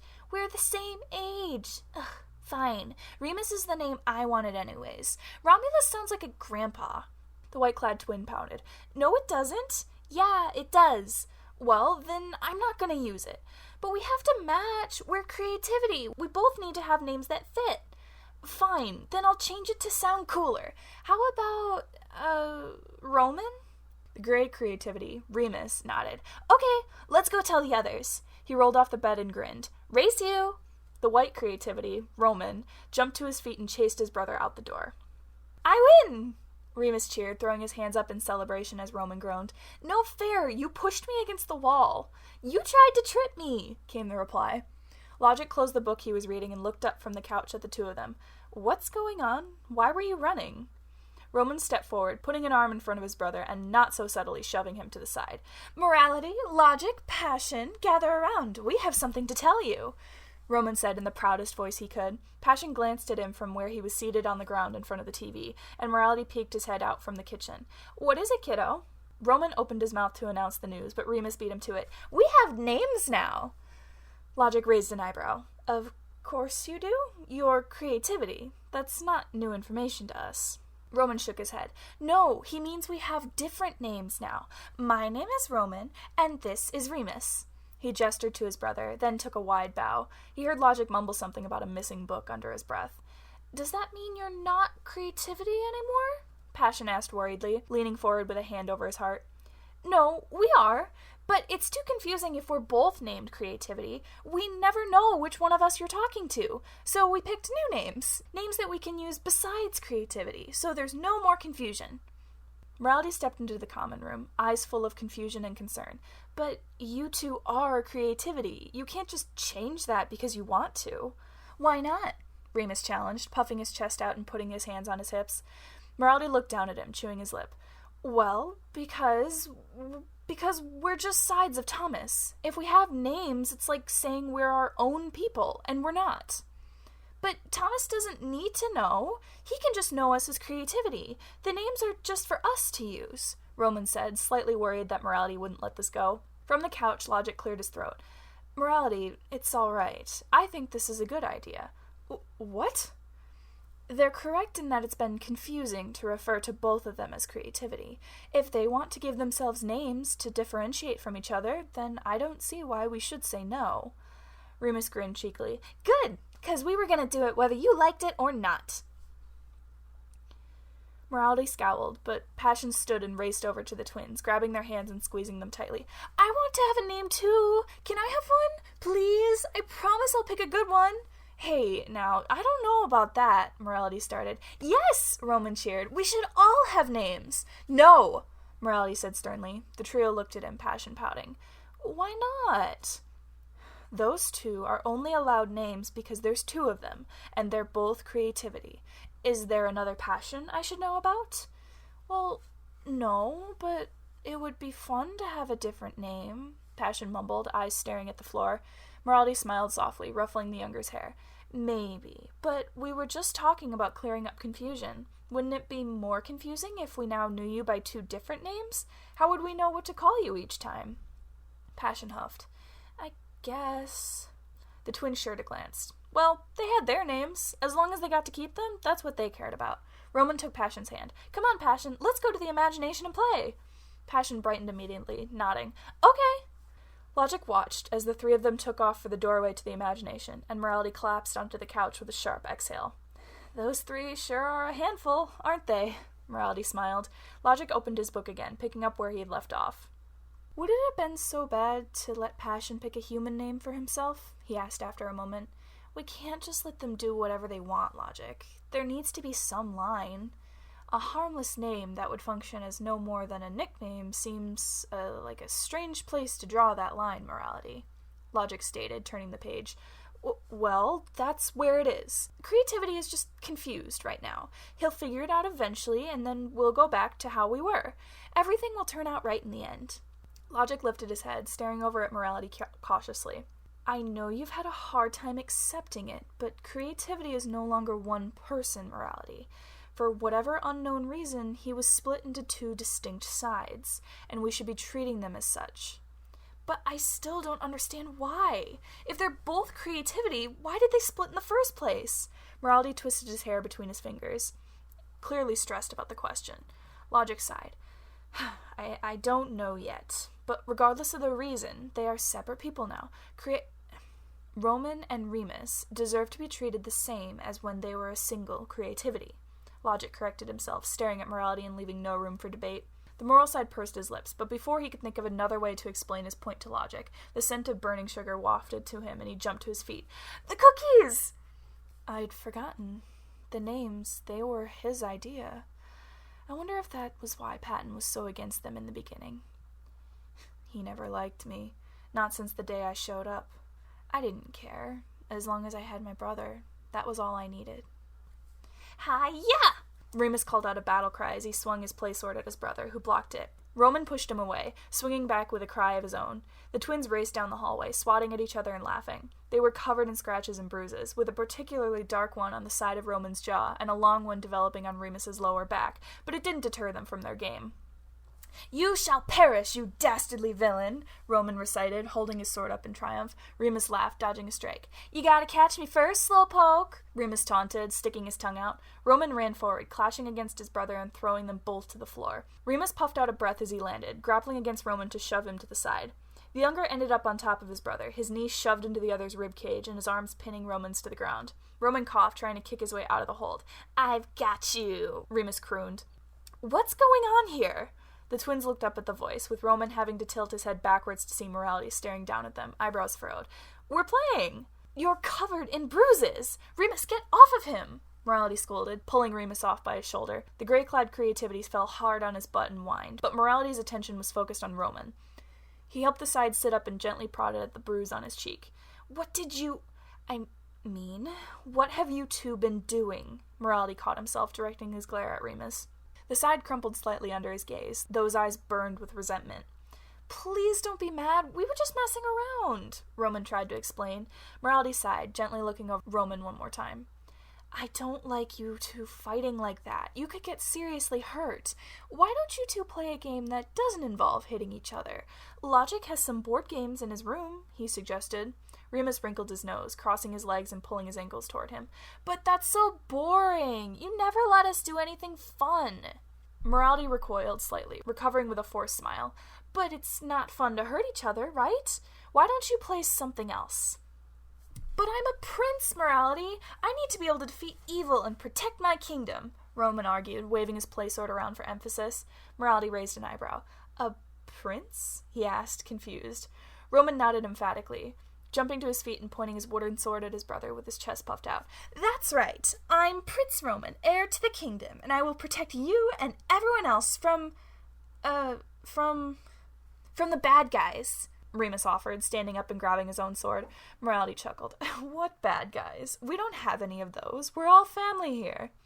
Remus tilted his head. "What about the sides that sneak around here at night?" Morality stiffened, laughing nervously. "What are you talking about, Remus? There's nobody around here at night. Your imagination is just playing tricks on you." The younger twin narrowed his eyes, staring at Morality. "Yes, there are. I've seen them. They live down the hallway, past our rooms. They stole my peanut butter." Morality stood, shaking his head firmly. "It was a dream, Remus. There's nothing down that way but empty space. You shouldn't go there." "If there's nothing there, why can't we explore there?" Remus challenged, hands on his hips. He had a triumphant, cocky grin on his face. Morality cleared his throat, standing straight. He was several inches taller than the twins, not to mention a few years older. He didn't like that Remus was getting so mouthy. "Because I said so," Morality said, parroting the words Thomas himself heard so many times from his guardians. Remus and Roman pouted, and his face softened. "Because if you go too far, I can't find you as easily and call you for dinner. Now, why don't you two go play together in the imagination? Maybe you can come up with a new game, one that doesn't involve hurting each other?" The twins shared a look. "Okay, Morality, we'll try. Come on, Remus, we can go make a castle. We can play rescue." "I'm not gonna be the princess again. You can get Passion to do that." The twins bickered as they ran off towards the door to the imagination, which was thankfully far away from the dark hallway where the other sides resided. Morality took in a slow breath, pushing his glasses up and rubbing at his eyes. Being one of the first sides to exist, Morality felt obligated to look after his fellow sides. Alongside Logic, who'd appeared shortly after he did, he made sure Creativity and Passion were safe and happy. He had to protect them. But ever since the split, he was finding it harder and harder to keep his temper in check. He wanted to separate them, keep them in soft rooms and stop them from hurting each other. Morality couldn't understand why they found it necessary to fight like that. Well, they called it playing, but morality knew better than them. One of these days it would go too far, and one of them would get hurt. Remus would swing just a little too hard, and Roman would be gone. If that happened, Thomas would never be the same. Morality shook his head harshly, casting a scared glance towards the dark hallway, where he could feel a cold breeze chilling his spine. He couldn't think like that. It would bring him. Right. To keep him at bay, he just had to keep everyone happy. He'd been doing pretty well, but he knew he could do better. Passion was still begging him to let everyone choose a human name for themselves. Maybe he could reconsider that position, if it would make him happy. If he was honest, the idea was starting to grow on him. Perhaps Roman was onto something after all. The twins heard Passion before they saw him. Logic's door was sitting open, and they could hear his excited voice from inside. Roman peeked his head around the doorframe. Logic was sitting at his desk, pencil in one hand and the other twisted in his hair. Passion sat behind him on the bed, chatting away about the TV documentary Thomas had watched earlier. The room looked as organized as ever, though there was a chessboard sitting on one of the tables, clearly in the middle of the game. Logic heard footsteps and turned to them, seeming to sigh in relief. "Oh, it's you two." "Sorry, we just came to see if Passion wanted to play in the imagination with us," Remus explained, poking his head in as well. Passion lit up. "Yes, I'm coming!"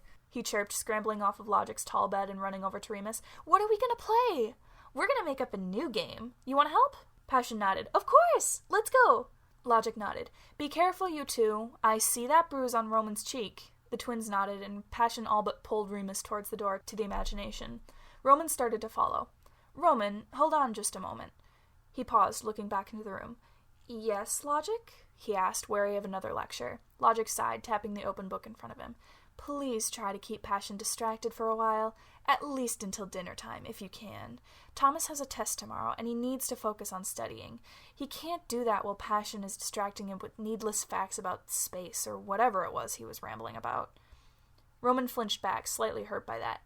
Passion was his best friend after his brother. He adored the things they made, and always had the energy to talk about the things he loved. He was what spurred Roman on, more often than not. But he makes Thomas happy when he talks about those things. Logic sighed, pushing up his glasses. "Yes, but right now, it's more important to focus on school than cartoons. Once Thomas is done with his test, then he can resume whatever it was he was so invested in today." There was a hint of scorn in Logic's voice. Roman nodded slowly. "Okay, Logic, we'll stay with him." "Thank you. That's all I needed, Roman. You can go play now." It was probably supposed to be an excuse to leave, but Roman couldn't shake the feeling of being dismissed. "Right. Work hard, Logic," he cheered, closing the door quietly.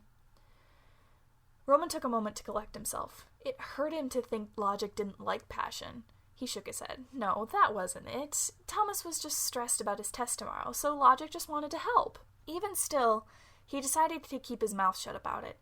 It made him feel icky, but it would be for the best.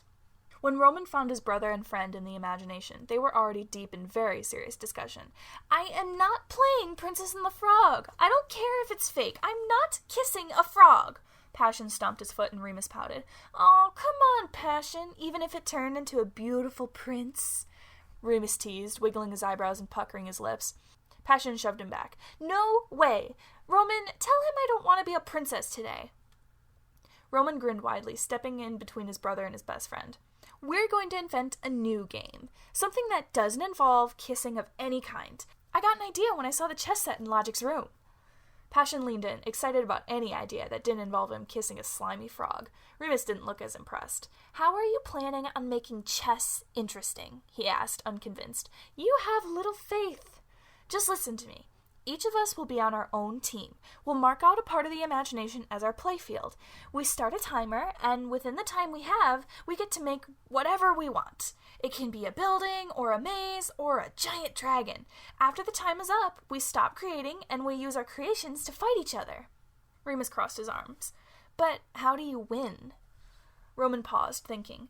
How about this? We hide something within our area that the other people need to find, like a flag or something. The goal is to get everyone's flag back to your base." Passion chewed his lip. "But I'm not as good at making things as you are. Could I be on a team with one of you instead?" "You can be with me, Passion," Remus offered, but Roman shook his head. "No, it's not fair if it's 2 against 1. "But it's not fair to Passion if he has to play against us," Remus argued back. "That's true. Oh, what if Passion was the ref? That way, he's not on a team, but he still gets to play. Passion beamed. That sounds perfect! The trio immediately started discussing the exact rules. Roman laid out lines through the field to divide it up into 2 even areas, and Remus created trees and bushes to make it easier to hide. Once everything was decided, the twins went to their respective sides of the field, and Passion started their timer. They played their game for hours, round after round, and victory bouncing between the two as they tweaked the rules. Somewhere along the line, the goal of the game went from getting a flag to tagging the other, at Roman's suggestion. The game wasn't nearly as fun if he couldn't get involved in the battle himself. Thankfully, though the twins liked to play rough with each other, the new bruises they both received were easily hidden by their outfits. Passion was worried about them both, having witnessed the blows in person, but the twins reassured him they were fine. When Morality called for them for dinner, they made Passion promise he wouldn't tell Morality exactly what they'd been doing, because he might make them stop. Passion agreed. This had been the most fun game the twins had come up with, but Morality probably wouldn't approve. With their little secret in place, the trio scampered out of the imagination and into the kitchen, the scent of garlic bread making their stomachs growl. The sides didn't need to eat, of course, but when Thomas was having dinner with his family, the sides liked to gather around the table as well. Morality turned as he heard the trio come into the kitchen, setting down the bowl of spaghetti noodles on the table. You 3 have been gone a long time. What were you doing? Playing in the imagination, like you told us to, Remus told him, a hint of sass in his voice. Morality opened his mouth to scold him, then thought again and closed it, offering a tight-lipped smile instead. Well, I'm glad you 2 were able to find a less destructive way to play together. I know you have fun, but it's dangerous for Thomas if one of you gets hurt. Now go wash your hands, and we can eat. Logic arrived in the time it took for the 3 of them to wash and dry their hands, and the 5 of them dug in eagerly to the meal. As they were all finishing, Morality cleared his throat to get everyone's attention. So, I've been thinking recently, and I was wondering, Passion, do you still want a human name? Passion curled in on himself slightly, hesitantly nodding, as if afraid he would get in trouble for admitting it. Instead, Morality smiled softly at him and nodded. All right, then. The twins looked back and forth between Morality and Passion, confused. Wait, Roman said slowly. I thought you said we were the only ones who got to have names. I did, yes. Originally, I thought it would only confuse things if we had more than one name, or that somehow we might lose our purposes if we didn't use our titles. But clearly, I was wrong. So, if you still want to choose one, Passion, you can. Passion's eyes lit up and he clapped his hands in front of his chest eagerly. Yay! Thank you, Morality! Does that mean you 2 are gonna pick names too? Remus asked, using his fork to point at Logic and Morality. The older sides glanced at each other.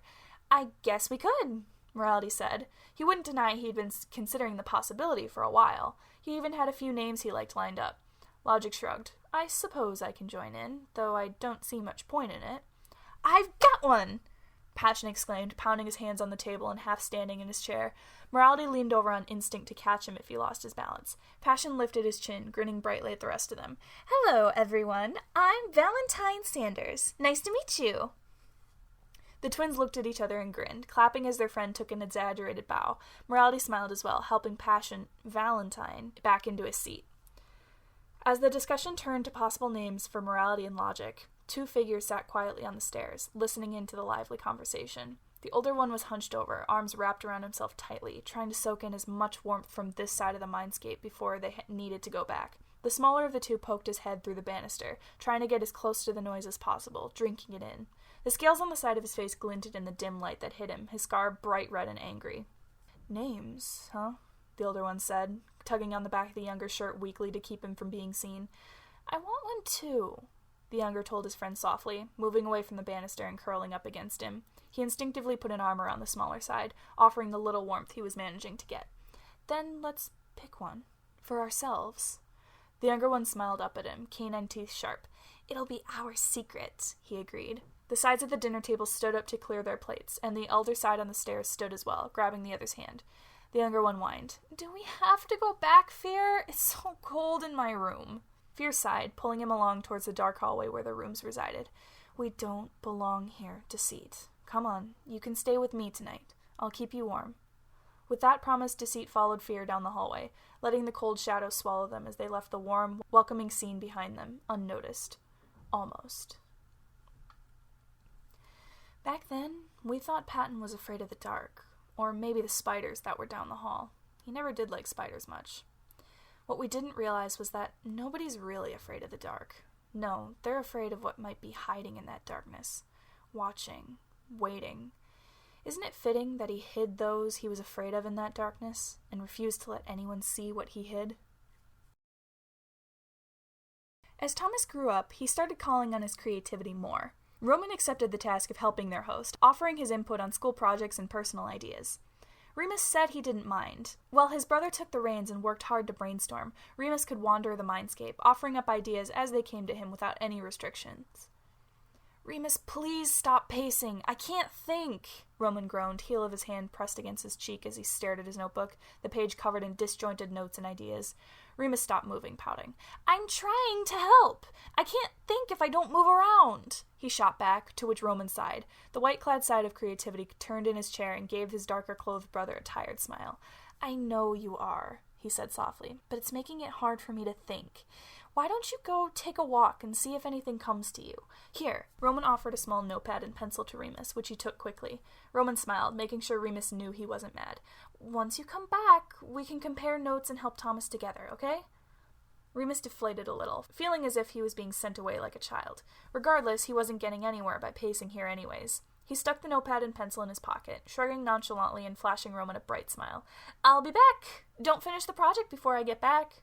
Roman chuckled and waved at him as he left the room, turning back to the desk and stretching before going back to his notebook. Remus let the door close behind him, leaning against it for a moment. He didn't really want to take a walk down to the common room where Morality was likely to be. Ever since that night where they'd chosen names for themselves, Patton, had started to treat him different. It was like he had forgotten that he was Thomas's creativity too. He turned his head the other way, towards the darkened hallway where they were forbidden to go. There was cold oozing from the shadows, and it sent a chill down Remus's spine. Patton would be furious if he went down there. Remus grinned wickedly. Good. With head high and shoulders back, the darker creativity started down the hallway, feeling the shadows curl around him and swallow the light behind him until he was surrounded by cold, pure blackness. Remus blinked, trying to let his eyes adjust to the shift to complete darkness. He looked over his shoulder to try and catch the light from where he'd entered, but there was nothing but a faint pinprick of light in the distance. For a moment, he pondered whether he should go back. Already he could feel the warmth being leached from his body. Then he shook his head, turning forward and marching on. He kept one hand on the wall, figuring that if he didn't find anything, he could just turn around and follow it back out. His footsteps were muffled, as if the darkness itself was swallowing the noise. It unsettled him, so used to the imagination where everything was always so bright and stimulating. Strangely enough, though, there was something comforting about the darkness. It was cold, but welcoming. As he kept walking, Remus started to believe Patton was right about this place. There was nothing here, at least nothing that was interesting. The only thing that kept him going was the two shadowy sides he'd caught glimpses of over the years. He'd only ever caught one good look at them. One night, after everyone else had gone to sleep and Remus was drifting off, he'd heard footsteps and soft whispers passing by their door. Curiosity had driven his exhaustion away in an instant, and he quietly climbed down the bunk bed ladder and snuck out of the room without waking Roman. Quiet voices and the sound of shuffling feet came from the kitchen. Remus had snuck closer and crouched low on the stairs, looking through the banister at the intruders. One wore a thick hoodie, zipped tightly up to his throat and hood thrown over his head. He was tall, at least as tall as Morality or Logic was. It wasn't easy to recognize that, though, as he kept his shoulders hunched, like he wanted to be smaller. He was grabbing things from the cupboard and shoving them into his pockets, as well as handing them to his partner. The other was shorter and looked slightly younger, probably close to him and his brother, or Passion. He wore a long cape that fell at his wrists, made of some thick fabric. At the time, Remus had wondered how they weren't melting, considering how warm it was in the mindscape. Now he was starting to understand. He rubbed at his bare arms, goosebumps crawling on his skin. Then something shifted, and he jolted back to the present. Remus blinked, looking ahead where the faintest glow of light was emanating from the wall. Keeping his hand on the wall, Remus sped up to investigate. So, there was something here after all! As he approached, he realized the light wasn't coming from the wall, but rather seeping under the crack of a door. Remus tried to read the sign hanging on the door, but the light wasn't bright enough. After a moment of hesitation, Remus knocked. Then he knocked again. "Hello? Anyone there?" There was no answer. Not even his own voice echoed back to him. Remus groped blindly for the doorknob, turning it and opening the door. He gasped at the sight he was met with, squinting at the light that poured out. It looked like a normal bedroom on the floor, but instead of a ceiling there were glowing balls of light floating lazily above him, casting golden light down onto the floor. They didn't seem to emanate heat, though, as the room was even colder than the hallway. Despite that, Remus felt drawn in, and he started to take a step forward into the room. He needed to see one of the spheres. Just one. That would be enough. Stop! The voice startled Remus, and he jumped back, away from the doorway as he glanced around frantically trying to find the source of the voice. From the darkness down the hallway beyond the door, 2 glowing purple eyes shone brilliantly. Remus let out a breath. There were people here after all. Hi, I'm Remus. I'm half of Thomas's creativity. You don't belong here. Remus paused, blinking. Huh? You need to leave. Now. The creative side took a step back. What just happened? Suddenly his heart was racing and he felt an overwhelming urge to run away, back to the light and warmth of his room. Yet he was frozen, feet planted firmly as he shook. Whether it was from the cold or fright, he couldn't tell. What are you doing? Leave. You don't belong here. You need to go. Fear, what are you yelling about? A new voice came from the darkness. The purple eyes turned away from him and it broke the spell holding Remus in place. He stumbled, taking a step back as a single golden eye appeared. The person it belonged to walked forward, and Remus realized with a start that he had snake scales crawling up from his collar, stopping right below the curve of his cheekbone. I'm sorry about that. Fear just wanted to make sure you didn't step into my room. It's not good for people who aren't used to it, the side explained, reaching forward and pulling the door closed. The hallway was plunged into darkness, and the creative side blinked, reaching for the wall again. Instead, he felt a gloved hand grab his and start pulling him past the door, back the way he came. He is right, though. You shouldn't be here. It's not good for one of you to be on our side of the mind. I'll lead you back. Wait, I'm not going back yet. I just got here, and I have so many questions for you two. Well, we don't want to answer them, the purple-eyed one snapped, but the one who held Remus's hand paused. What kind of questions? Well, like who you are. Why do you stay here when it's dark and cold when you could come out and stay with us? Why do you sneak into the kitchen and steal food at night? Why do your eyes glow? Why? Enough! The glowing purple disappeared as the side squeezed his eyes shut, hands clamped tightly over his ears. Go away, now! No! Go home! Again, that gut-wrenching fear shot through his bones and made Remus want to bolt, but the gloved hand held onto him and kept him grounded. Fear, please, it's all right. He's not here to hurt us. You're wrong. I know Morality sent him here to spy on us. I told you he knew we took food. Remus's eyes widened and he stomped his foot. I'm not here for Patton. I would never do a favor for him. He's a jerk. The golden eye turned to him, staring into his soul. You don't like him? But he's the leader of Thomas's sides. We have to respect him. Remus laughed. Leader? He's useless without Logan helping him out. And all he ever does is nag. I can never do anything right, according to him. He would never let me come here. But he's not the boss of me. I see. Why don't you follow me, then? I think we have a lot to talk about. Remus was pulled down the hall, away from the door with the starry sky and further into the darkness. His heart was racing, but this time it was from excitement rather than fear.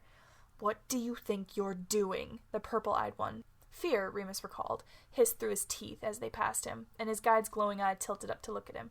Go to your room, Fear. I'll make sure he doesn't do anything. Despite being shorter and seemingly younger than Fear, Deceit had a confidence to his voice that reminded Remus of Morality. No way am I leaving you alone with one of them.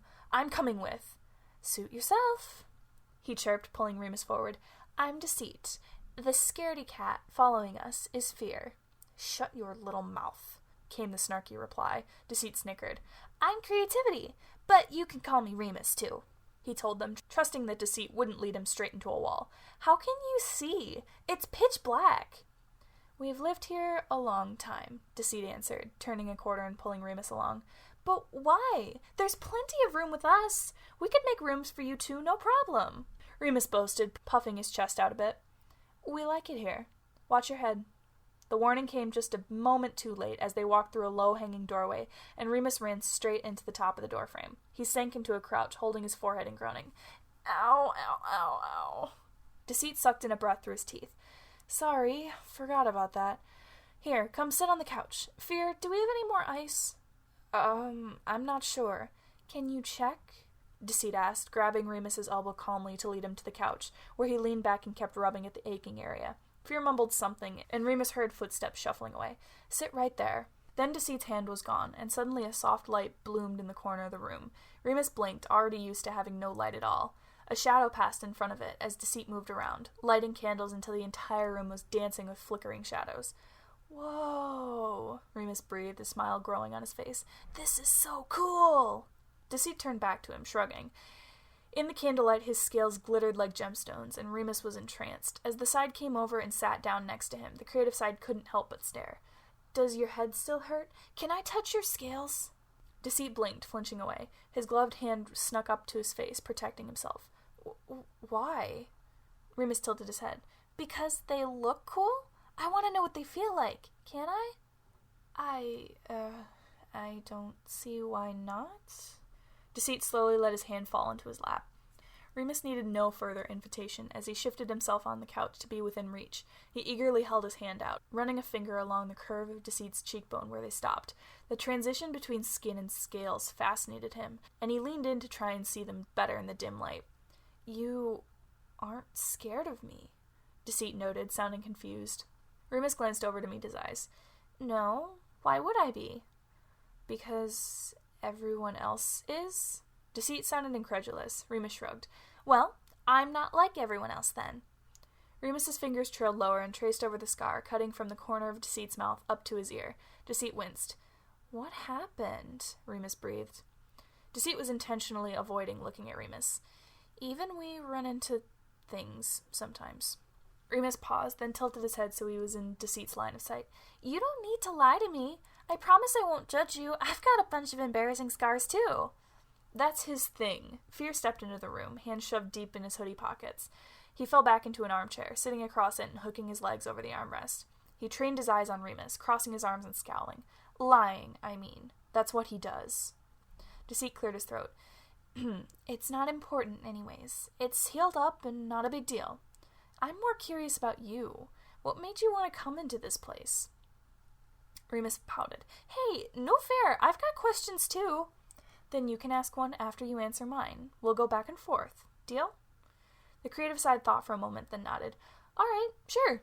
I came down here because my brother kicked me out of our room because I was distracting him. And I didn't want to go downstairs because Morality is down there and he annoys me. So I decided to come up here because he told me not to, and that just made me curious."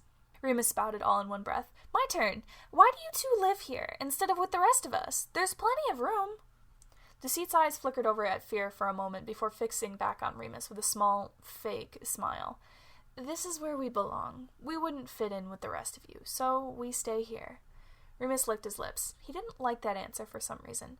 "But we're all Thomas's sides, aren't we?" "Unlike you, we're not good for Thomas. He doesn't like us. It's better if we work from the shadows." Fear spoke from the corner. Deceit sighed quietly. "You have your world, and we have ours. They don't need to overlap." Remus shook his head. "That's not true. Because I've seen you guys on our side a bunch of times. You sit on the staircase and watch us during dinner, and you sneak into our kitchen at night and take food. I'm not mad, but don't you have food here?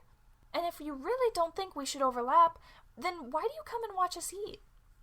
"I told you they knew," Fear shot at Deceit. "I know. And I think Morality might know about the food thing, but the others don't. Or at least they've never said anything. So why don't you have food?" "This side of the mind is unpredictable. It doesn't make sense like your side. It doesn't always provide things that are edible," Deceit said slowly, picking his words carefully. "As for the dinner thing, well, it gets cold here. So you come over so you can warm up? Why don't you come downstairs and introduce yourselves then?" "What about we don't belong there? Do you not understand?" Fear snapped, swinging his legs over and standing up straight. "We aren't like you. Thomas doesn't like us or what we do. This is the place for sides like us." Deceit flinched as Fear shouted, bringing a hand up to scratch at his scar. Remus narrowed his eyes. "Thomas doesn't always like us either. Doesn't that mean we all belong over here then?" Fear growled, fist clenched. Deceit, realizing Fear was at his limit, stood up and took Remus's hand to pull him to his feet. "I think it's time for you to go back. You wouldn't want someone to come here looking for you and get lost." Remus puffed his cheeks out but stood up, realizing with a start that he had been meant to be thinking of ideas to help Roman, but he'd gotten completely distracted. He let Deceit lead him back into the dark hallway, but found himself surprised to find that he could actually see. It wasn't very bright, nothing more than a dim glow, but it was enough to see the width of the hallway and the turns they were taking before they hit them. Deceit was silently watching him as they walked back to the doorway between the sides of the mind. He noticed that Remus's eyes were following the line of the hallway, rather than darting around blindly. He pursed his lips, curious. "Here's where I'll leave you. Keep walking forward and you'll end up back on your side of the mind." Deceit stopped, letting go of Remus's hand. The creative side turned and smiled at Deceit. "You know, I could leave some food for you guys sometimes, right here. Or you could come to dinner. Morality's a pain, but he does make some good food." Deceit chuckled lightly. "That's kind of you, but we can take care of ourselves." "If you say so, I'll do it anyways. You like peanut butter, right?" Remus didn't wait for a response, winking and leaving the hallway, practically melting at the sudden blast of warmth. Deceit stood there for a long time after Remus left. There was no way. He must have been imagining things. Remus was part of the others, the ones of the light. They didn't belong on this side. They didn't adjust to the darkness. So why, then, had there been a green glint in Remus's eye? Remus eased open his bedroom door slowly, wincing as it creaked. He peeked his head in and saw Roman bent over the desk, hand moving furiously as he wrote in his notebook. He didn't look up as Remus flopped onto the lower bunk, propping his feet up and closing his eyes. "You were gone a while. I practically finished this project while you were off doing whatever you were doing." Roman reached his arms into the air and stretched, groaning as his muscles popped. He twisted in his chair, throwing an arm over the backrest and looking back at his brother. "So, where did you go?" "Remus, what happened to your clothes?" Remus opened his eyes and lifted his head to glance curiously at his brother, but his gaze was drawn down to his chest and he sucked in a breath. His normally light gray outfit was stained black, like someone had thrown a bucket of ink over him. He scrambled off the bed and checked the covers, but it hadn't leaked onto them. When he scrubbed it with his palms, a thin, almost oily coating came off onto his fingers. Roman stood up so fast his chair fell onto its back, striding over to Remus and grabbing his arm, trying to brush the oily dust away but only managing to smudge it more. Roman's hand tightened around his brother's bicep, eyes staring down but not seeing anything. "Where did you go?" he growled low. Remus tried to grin, but it became a wince. "I got curious. You didn't want me around and Patton was downstairs, so I just went exploring." Roman narrowed his eyes. "You went into the hallway. We aren't supposed to go there, Remus." "But there's nothing bad there. I met the Sides who live over there, and they're really nice. Well, Fear is kind of rude, but Deceit is really nice. I promised them that I'd bring them some food." Remus found himself telling his brother everything. He didn't notice how Roman's grip was tightening painfully on his arm until his fingers started tingling. Ro, let go, that hurts."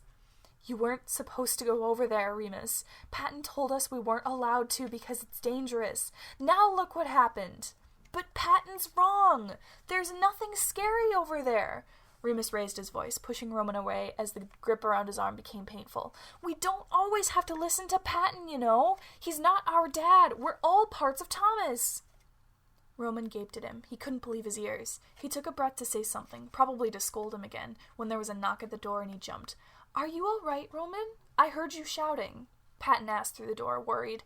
"I'm all right. We were just excited about the idea we had for Thomas's project. Right, Remus?" Roman said shrilly. Remus stared at his brother. Now he was the one who couldn't believe his ears. Was he lying? To Patton? He tried to open his mouth to tell Patton the truth, but suddenly a hand shot up and slapped over his mouth, muffling his words. "Well, all right, if you're sure you're okay. Don't overwork yourself. I'm going to get dinner started." "Okay."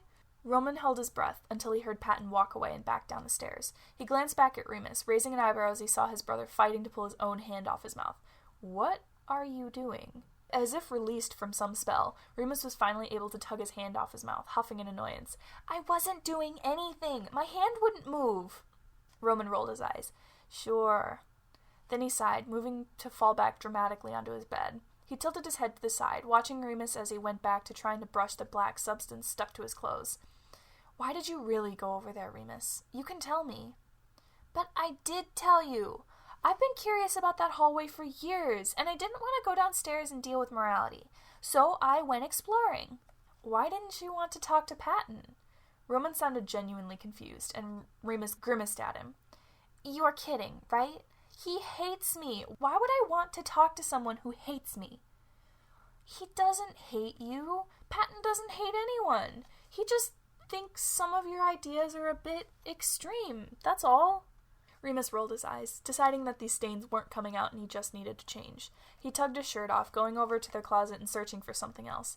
He found an older costume of his hanging in the back. It was slightly too small, but it would work. Same thing. He doesn't like it when I help you, even though I'm creativity too. It's like he forgot that we used to be the same person, Remus growled, a sudden rush of anger coursing through him. He clenched his teeth, hands balling into fists. Remus, come on. We both know that isn't... The younger twin whirled around, glaring daggers at his brother. And you're not much better. You barely let me help Thomas at all anymore. I have ideas too, you know. I want to help him achieve his dreams too. But you just shove me out of the room and tell me I can leave everything to you. What if I want to help, huh? Roman sat up, hands covering his mouth as he watched Remus duck his head, squeezing his eyes shut and taking heavy breaths. Remus... Maybe I do belong with them after all. The elder twin stood up, moving to Remus and wrapping him in a hug. I'm so sorry, Remus. I didn't realize. But I'm going to stop. We're going to work together from now on. You belong here, with us. With me. You're my other half, after all. Remus lifted his head, looking Roman in the eye. Promise? Roman smiled softly, ruffling his brother's hair. Promise. We had always been so close. It was like we could read each other's minds. For years, it was like we were still two halves of a single whole. Unfortunately, we found out soon enough that that bond had dissolved over the years. Before either of us knew it, it was like we were from completely different planets, and neither of us knew when or how it happened. Roman? Yeah? The creative side called back, looking up from where he was lying on the floor, working on a new idea with Remus. Can you come here a moment? Be right there. Roman hopped to his feet, tugging his shirt down where it had ridden up. I'll be right back, okay? He told his brother, who hummed, Grab me some water while you're down there? Roman grinned. Sure. Patton was sat on the couch as he bounded down the stairs, and the moral side patted the spot beside him. Come take a seat, Roman. His heart jumped into his throat. Patton sounded serious. Had he done something wrong? All his excited energy disappeared as he gingerly took a seat on the couch. Patton passed him a crumpled piece of paper. What is... Just read it. Tell me what you think. Oh, had Patton written something? Did he want feedback? He took it carefully, smoothing it with his fingers before scanning the page. Roman's face morphed into shock as he read, and he looked up at Patton with wide eyes. Patton, I can explain. The moral side held up a hand, and Roman shut his mouth quickly. You don't have to say anything. I know what happened. Roman hung his head. I'm sorry, Morality. We were just trying to have some fun with the project. We didn't mean for Thomas to get in trouble. Patton sighed, resting a comforting hand on Roman's shoulder. You're not in trouble, Roman, but I wanted to talk to you alone about Remus. What about him? The creative side ventured cautiously. Patton sat up straight, prompting Roman to look at him. You need to stop letting Roman help you with projects like this. Roman's mouth gaped open as he comprehended what Patton had said. The moral side tapped the paper in Roman's lap. Because if he keeps helping, Thomas is going to get more of these sent home to his parents. We both know it was because of him that the project turned out the way it did. I'm not blaming you. I should have been more careful and kept a closer eye on what Thomas was doing. But Patton, you don't understand. You can still spend time with him, if you want. As long as he keeps his brand of creativity confined within the mindscape, it'll be all right. Thomas is a good person. I can't let Remus ruin that for him. Roman couldn't believe his ears. Was all of this really coming from Patton? But I promised him I'd let him help Thomas more. What am I supposed to do? Patton winced. Roman, why did you go and do that? You know how Thomas feels about some of the things Remus comes up with. Because he helps me. He comes up with ideas better than I ever could sometimes. Because I wasn't complete without him. The moral side chewed on his lip, thinking. Then he huffed a small sigh and smiled at Roman. All right, then how about this? Remus can help you when you're brainstorming, but things like this, he pointed to the letter, have to get run through me before Thomas starts working on them. That way, we can avoid doing something wrong like this again. Fair? No. Okay, I'll make sure to run things by you first.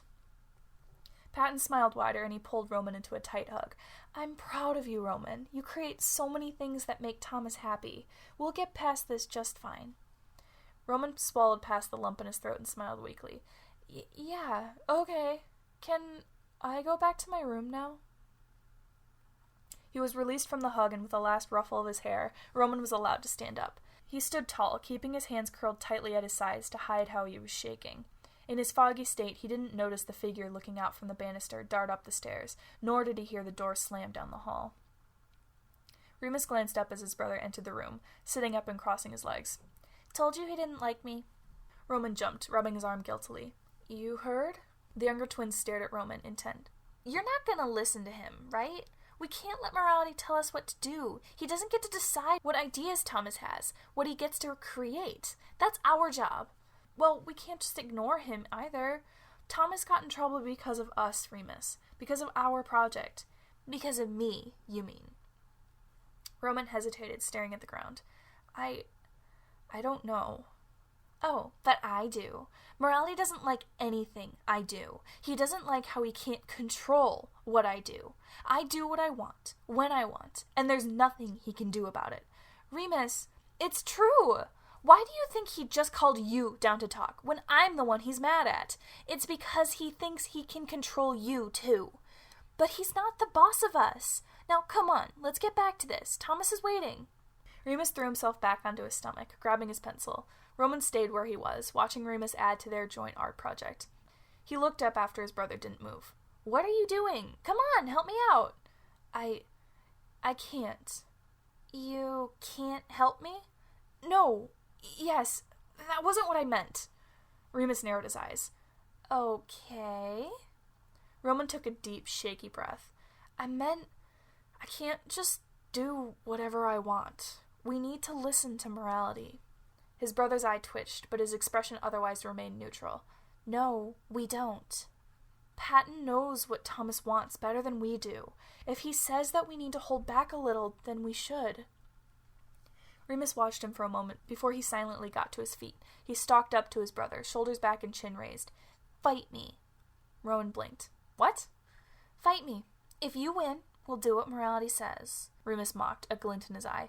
But if I win, we do what we want, and forget about trying to please morality, or any of the others while we're at it. Remus, please, I don't want... Are you agreeing with me then? Well, no, but then we have no choice. Come on, the imagination is waiting.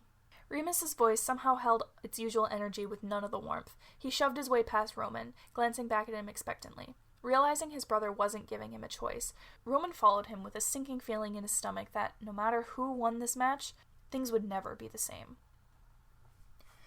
Throughout the years, the twins had both grown adept at manipulating the imagination. It was their second home, their safe place, somewhere they could be wholly, unabashedly themselves without scrutiny. Roman, as the creativity Thomas called on the most, had grown to be disciplined. Organized chaos, as Logan had once described him, ideas filtered dozens of times before they were allowed through, already fully formed. He was fantasy worlds, built with careful precision, every piece in its place. He went to great lengths to protect his ideas, hypersensitive to criticism and critique. Remus was the exact opposite. With no filter in sight, he let any and all thoughts he had spill out without a care in the world. He was pieces of dialogue or character that come in the shower or late at night, there one moment and gone the next. Fleeting, constantly jumping from one idea to the next without stopping to build foundations along the way. He didn't care what the others thought of him, or his ideas, deaf to cries of disgust or suggestions to improve. When they worked together, they could move mountains. When they fought... The imagination shook with the sheer energy the two were exerting. Remus battered against Roman's defenses with everything he could think of. Monsters, explosions, even his own weapons. No matter what he did, the castle walls Roman had thrown up stood tall, unyielding. Remus, however, couldn't handle that kind of beating. After rounds of constant attacks, the younger twin was finally taken down by a blow to the head that left him seeing stars. He laid still, staring up at the sky. Storm clouds were rolling in. Not surprising. The imagination was connected to their emotions and tended to reflect their moods. The remnants of their battle faded into dust, and Remus rolled his head to the side, catching sight of Roman as he walked towards him. The elder twin's face was schooled into a neutral expression, jaw clenched tight as he stopped at Remus's feet and stared down at him. Remus let a humorless laugh slip out, eyes sliding shut. Kill me now. I'd rather die than have to listen to morality. He heard Roman swallow, and felt a soft kick to his foot. Get up. Nope. Get up, Remus. He cracked an eye open and saw Roman had turned around. We're going to be late for dinner. Let's go." "Forget it. I'm staying here. Morality probably won't even notice I'm not there." Roman rolled his shoulders back, standing straight. "Fine. Suit yourself." Remus closed his eyes again, not wanting to watch his brother walk away. Cold drops of rain started to fall, burning like ice against his skin. They ran down his cheeks, mixing with salty tears and falling to the muddy ground. Roman stepped out of the imagination, the dirt and dust that had gotten on his clothes vanishing as he did so. He heard someone knock at the door, and he told them he'd be down in a moment. Footsteps walked away, and it was all Roman could do to not collapse in a heap right there. He had to be strong. That was what everyone expected, needed from him. He couldn't show weakness or back down from a challenge, even something like this. Wiping the moisture from his eyes with the heel of his hand, he plastered a confident smile on his face and left the room. Dinner was a quiet affair. Patton tried to engage Roman several times, asking about his latest projects. After receiving one-word answers to his questions, the moral side realized that Roman wasn't in the mood to talk. He tried to turn the conversation to Valentine, but he was equally quiet. He scarfed down his food and excused himself quietly, leaving his dishes in the sink. Patton chewed on his lip as Roman followed suit. Soon he was left alone with Logan, who didn't seem concerned at the strange behavior. "What's up with them? I haven't seen either of them all day. Do you think something happened, Logan?" The logical side adjusted his glasses. "I haven't seen Roman today, but I do know that Valentine is sulking because I asked him to leave me alone while I was working with Thomas on his homework." Patton sighed. That wasn't new. Logan had never been very keen on listening to Valentine's excited rants, even when he wasn't on a deadline. "You know, Logan, you should try and indulge him every once in a while. I know you take your work very seriously, but Thomas needs to take breaks sometimes." "I allow him to take breaks. And Roman takes him off on wild adventures. That's more than enough of a stress reliever. All Valentine wants is to keep Thomas in front of the TV all day, watching any number of ridiculous shows and movies. He's going to ruin his vision at this rate." At any other time, Patton would have made a joke about that, given that both he and Logan had taken to wearing glasses themselves in the past few years. Instead, he pursed his lips, setting his silverware down. "Logan, you of all people should know that's not true. Valentine keeps Thomas happy, and he offers a distraction when things are hard." Logan rolled his eyes dismissively.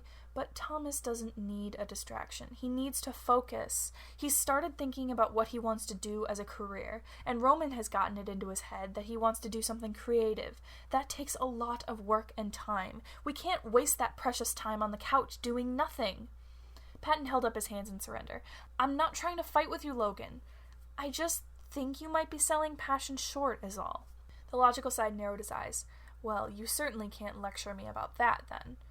"Huh?" Logan pushed his plate to the side, having finished the meal, and set his chin in his hand. He stared at Patton with an unimpressed look. "If I'm selling Valentine short, then you're doing the same with Remus." Patton spluttered, waving his hands as if to clear the air. "Those are two completely different things." "Are they?" "Yes! Valentine may cause Thomas to be lazy sometimes, but that's nothing compared to the trouble Remus causes.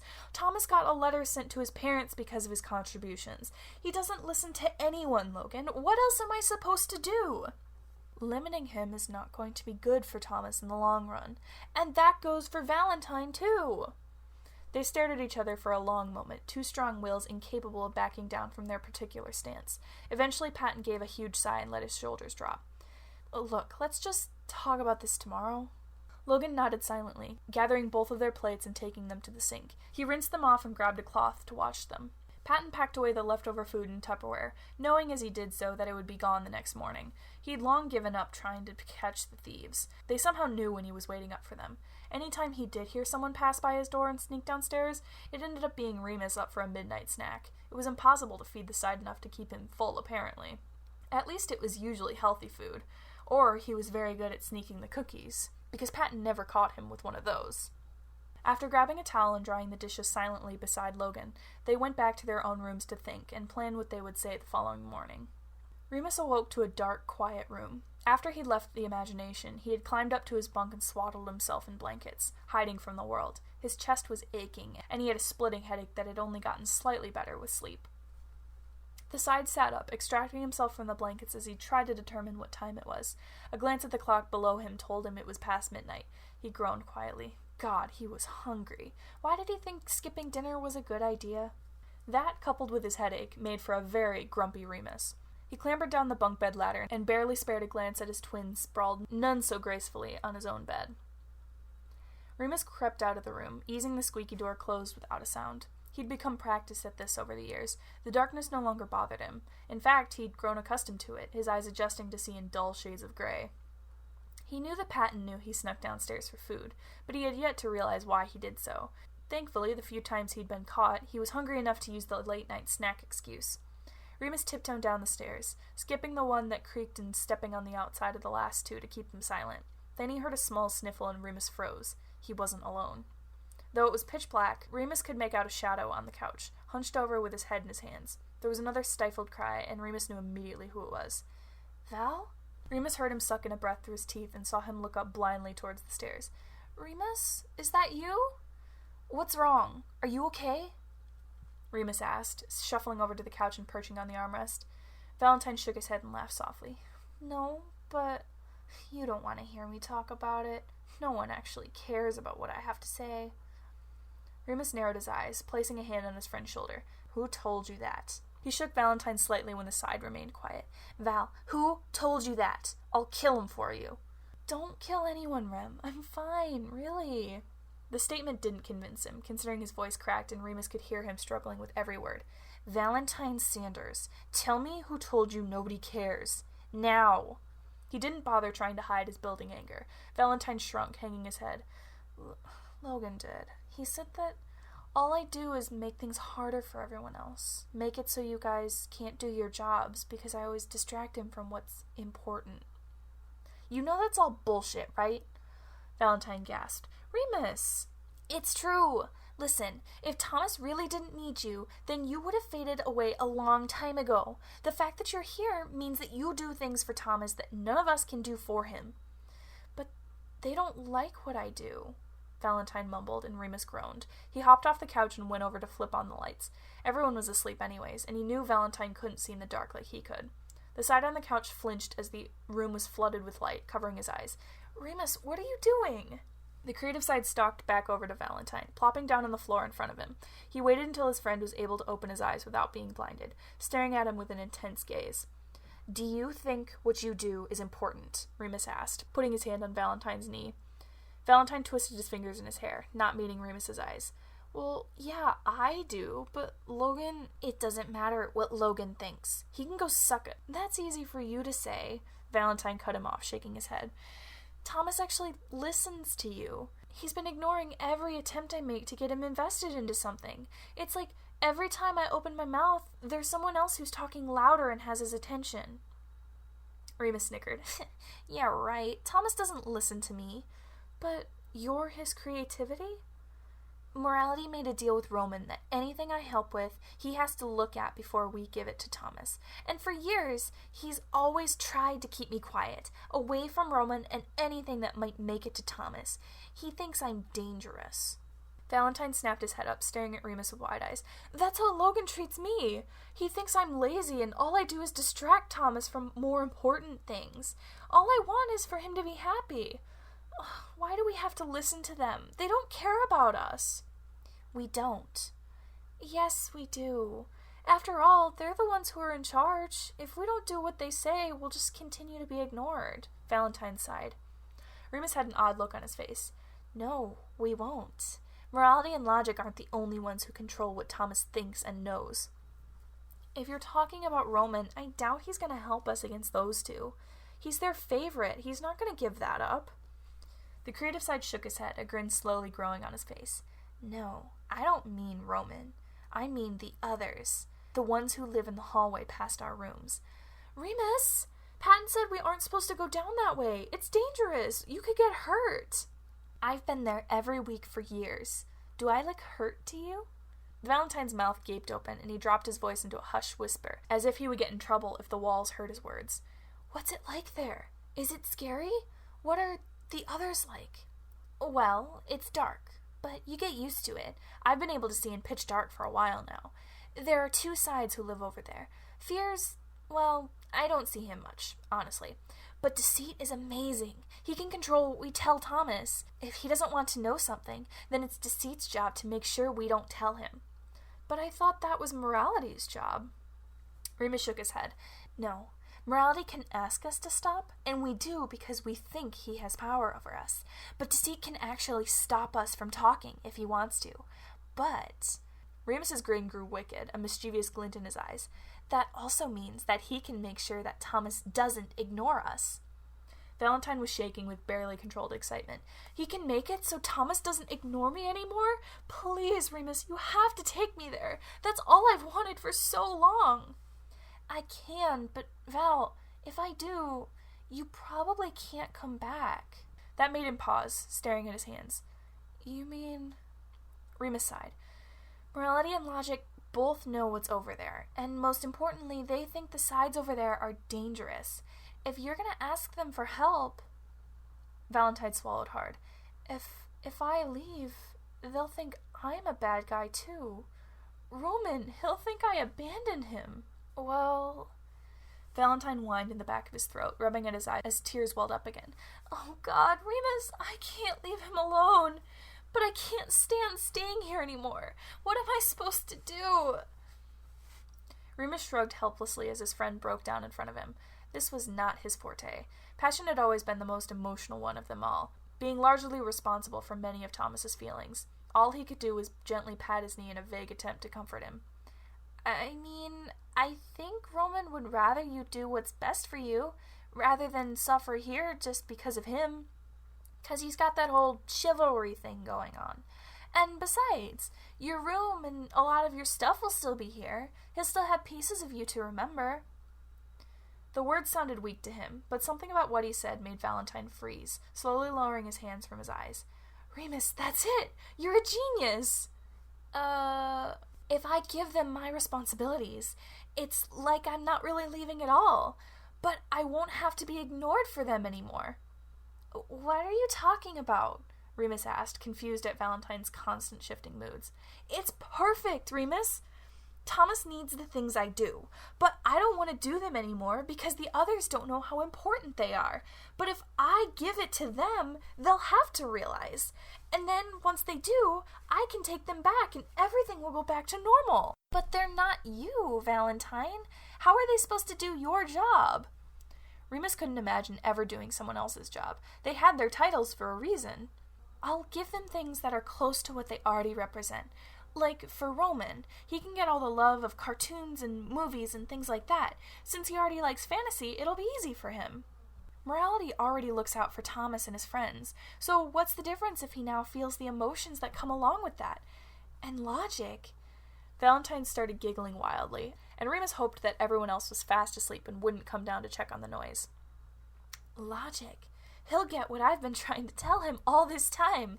He likes making sure Thomas can focus on the things he needs to learn, so I'll give him that drive to learn, see what he thinks when he finally feels some emotion in that stone-cold heart of his. His eyes were wild and his smile was too wide. Remus started to wonder if he should have just kept his mouth shut. Val, what does that leave you? You're giving away everything. You could die. No, I'll keep something. I'll be all right. After all, it's just for the time it takes for them to realize that they need me. Then I'll come back and everything will go back to normal. He paused, chewing his lip. But they can't know where I went. If they know I went to the other side, they'll just try and bring me back. So, Remus, I need you to promise me that you won't tell them where I am. No matter what, you can't tell them that I went to the dark side. Remus stared at him. I can't. Remus, please. If they wake up tomorrow and find me missing, they're just going to go searching, and you know that they'll ask you. I'm coming with you. Remus's voice was steady, and he met Valentine's shocked expression with a confident smile. I never belonged here anyways. It's surprising I lasted this long without being kicked out. But deceit can make it so Thomas will finally listen to me again. Valentine took a long, deep breath. What about Roman? Remus huffed, trying to play it off. It's like you said. He's their favorite. He's already chosen his side. It's just up to us to choose ours now. They stared at each other for a long, quiet moment. They both came to the same conclusion and nodded at each other. Let's go. Remus told Valentine about his weekly food runs he'd been doing for Deceit and Fear, and about how the other side didn't often have food. They raided the kitchen, stuffing their pockets and arms full of food. The kitchen would restock itself in time. Remus knew that they would manage. The two snuck upstairs, past the closed bedroom doors. Remus had Valentine walk in front, realizing that if he went first, they ran a high risk of Valentine walking into him and making noise. Remus paused at his bedroom door. He turned to face it, staring blankly. "You don't have to come with me, Remus," Valentine mumbled quietly, eyes soft as he heard the creative side stop moving behind him. "I'll be all right on my own."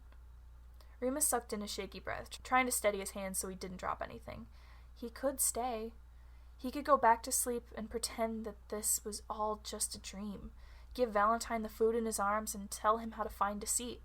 And when he woke up in the morning, he would feign ignorance, maybe even tell them that he'd witnessed passion fade away right before his eyes, all because of their ignorance and willful neglect. He could hold it against them. He could use it as leverage. He could prove that he's not the one who's dangerous to Thomas. Maybe it would be enough to get Morality to give up trying to control him and his brother. They could stay together, and they could take control. No longer would Patton be in charge. Remus snickered and shook his head, turning back to Valentine and marching into the hallway with his head held high. Maybe he was the evil twin after all. Chapter 4. So, what now? Roman awoke slowly, the dreams of the past fading to black. His chest ached. He hadn't only experienced the memories from his own perspective, but he'd seen things through his brother's eyes. He'd thought his thoughts and felt his emotions. He'd always imagined that Remus had left in a fit of fury, cursing his brother with every step, promising to hinder him in every endeavor, remind him that he was never truly enough for Thomas. Roman never considered that he'd wanted so desperately to stay. He swallowed past the growing lump in his throat and kept his eyes screwed shut. He didn't want to open them, didn't want to face the world just yet, not when his chest hurt so badly. "Remus," he whispered, voice cracking as a tear leaked from the corner of his eye. "Yeah?" Roman's eyes shot open at the familiar voice, and he screeched as two wide eyes met his, mere inches from his face. The creative side scrambled away, legs tangling in his bedsheets, and he crashed to the floor to the sound of joyous, maniacal laughter. "Remus? Remus?" "The one and only," his brother crooned, swinging back and forth from the upper frame of the bed. He'd ripped off the sheer curtain that normally hung there and thrown it off to the side, then somehow hung himself upside down from the frame. Roman stared at him, mouth gaping. "Why are you... You were asleep for so long. I got bored. I was starting to think you were the dead one, not me. I had to make sure you kept breathing." Roman blinked. His mind had suddenly gone blank, and there was one thing that came to mind. "Aren't you too heavy for that?" As if on cue, the curtain frame creaked and bent under Remus's weight, and he crashed hard onto the bed where Roman had been laying not a minute prior. Roman held his face in his hands, trying to reconcile the storm of emotion still raging in his heart, with the fact that Remus was lying in front of him, with his neck at a very unfortunate angle. "Remus, your head." "On it!" the other side chirped, sitting up and grabbing his head firmly between his hands, snapping his neck back to its normal position. Roman winced at the sound. "Remus, how are you here? I saw you. You died. You turned to dust." Remus swung his legs over the side of the bed, kicking them idly as he stared down at his brother. "Yeah, I did. Your point?" "What? Oh, that's it. I must be dreaming. That battle did take a lot out of me. That's bound to give me strange dreams," Roman babbled, Remus watching with an amused smirk. He slowly got to his feet, legs shaking so badly he nearly collapsed again. He laughed awkwardly, rubbing at his chest. The ache was still there, and it was starting to worry him. He tried to put it aside for the moment, looking around at his surroundings and finding it was very familiar. "Is this my room? Why am I here? I fell asleep in the imagination, didn't I? So why our room?" Roman turned and stared at Remus, who was watching him with an unreadable expression. "What?" "It's our room. Just because I left it doesn't mean it's any less my corner of the mind." Roman swallowed, averting his eyes from the intense stare. "Right. Did you see what I saw? The memories from when we were younger?" "Yep. I got to relive the glory days when I could beat you in an imagination battle before you started cheating and getting help from logic." "I'm not the one who started the cheating," Roman droned, not taking the bait. After a moment of silence, the prince gingerly sat on the edge of the bed, arms tight to his body as he tried to make himself small. "So, you and Valentine..." Remus sighed at his brother. "Yeah." Roman chewed his lip, twisting his hands nervously. The memories I saw stopped after you two left. So, was it okay there on the other side? He stuttered. Were you okay?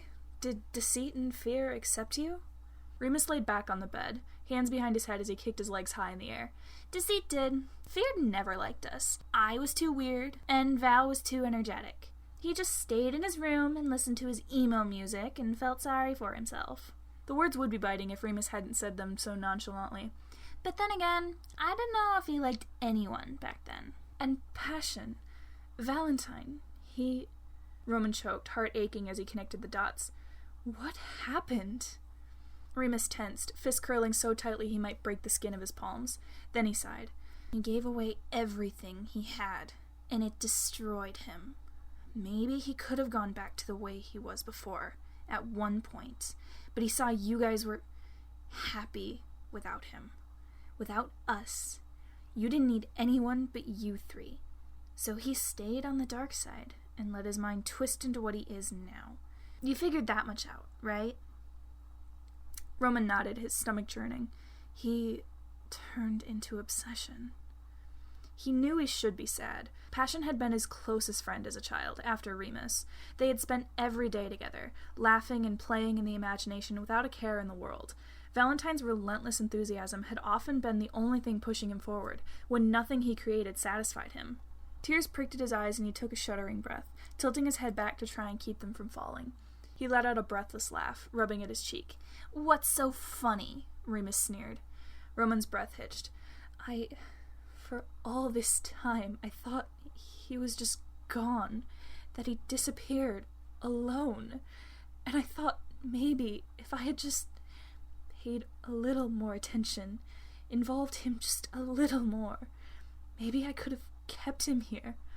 Or at least I could have been there for him when He cut himself off, shaking his head as if to physically force the thought out of his head.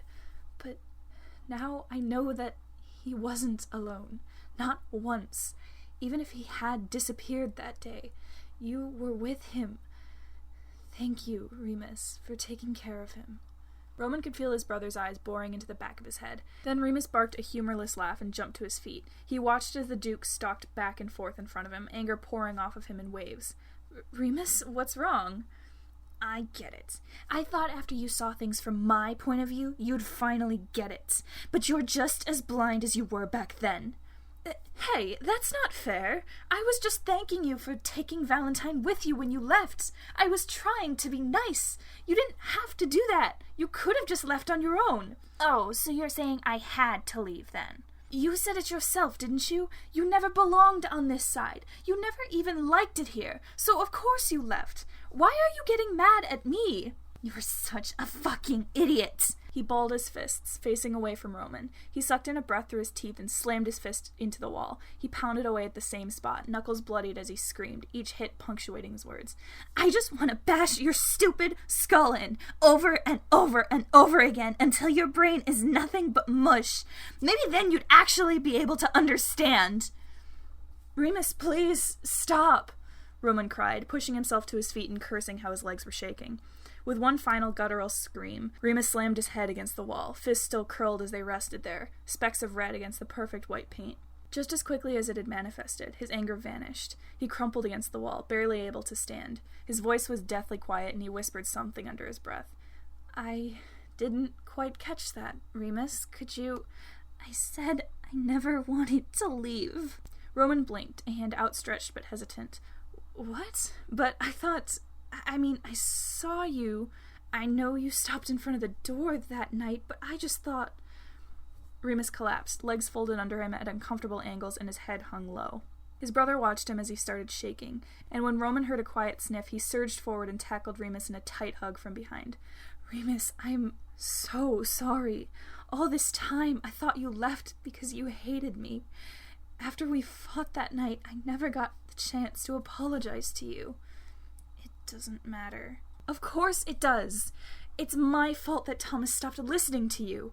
If I could have just stood up for you like a prince is supposed to, then maybe we could have... Remus shook his head, laughing bitterly. You know, I was always jealous of you. Oh, huh? Wait, why?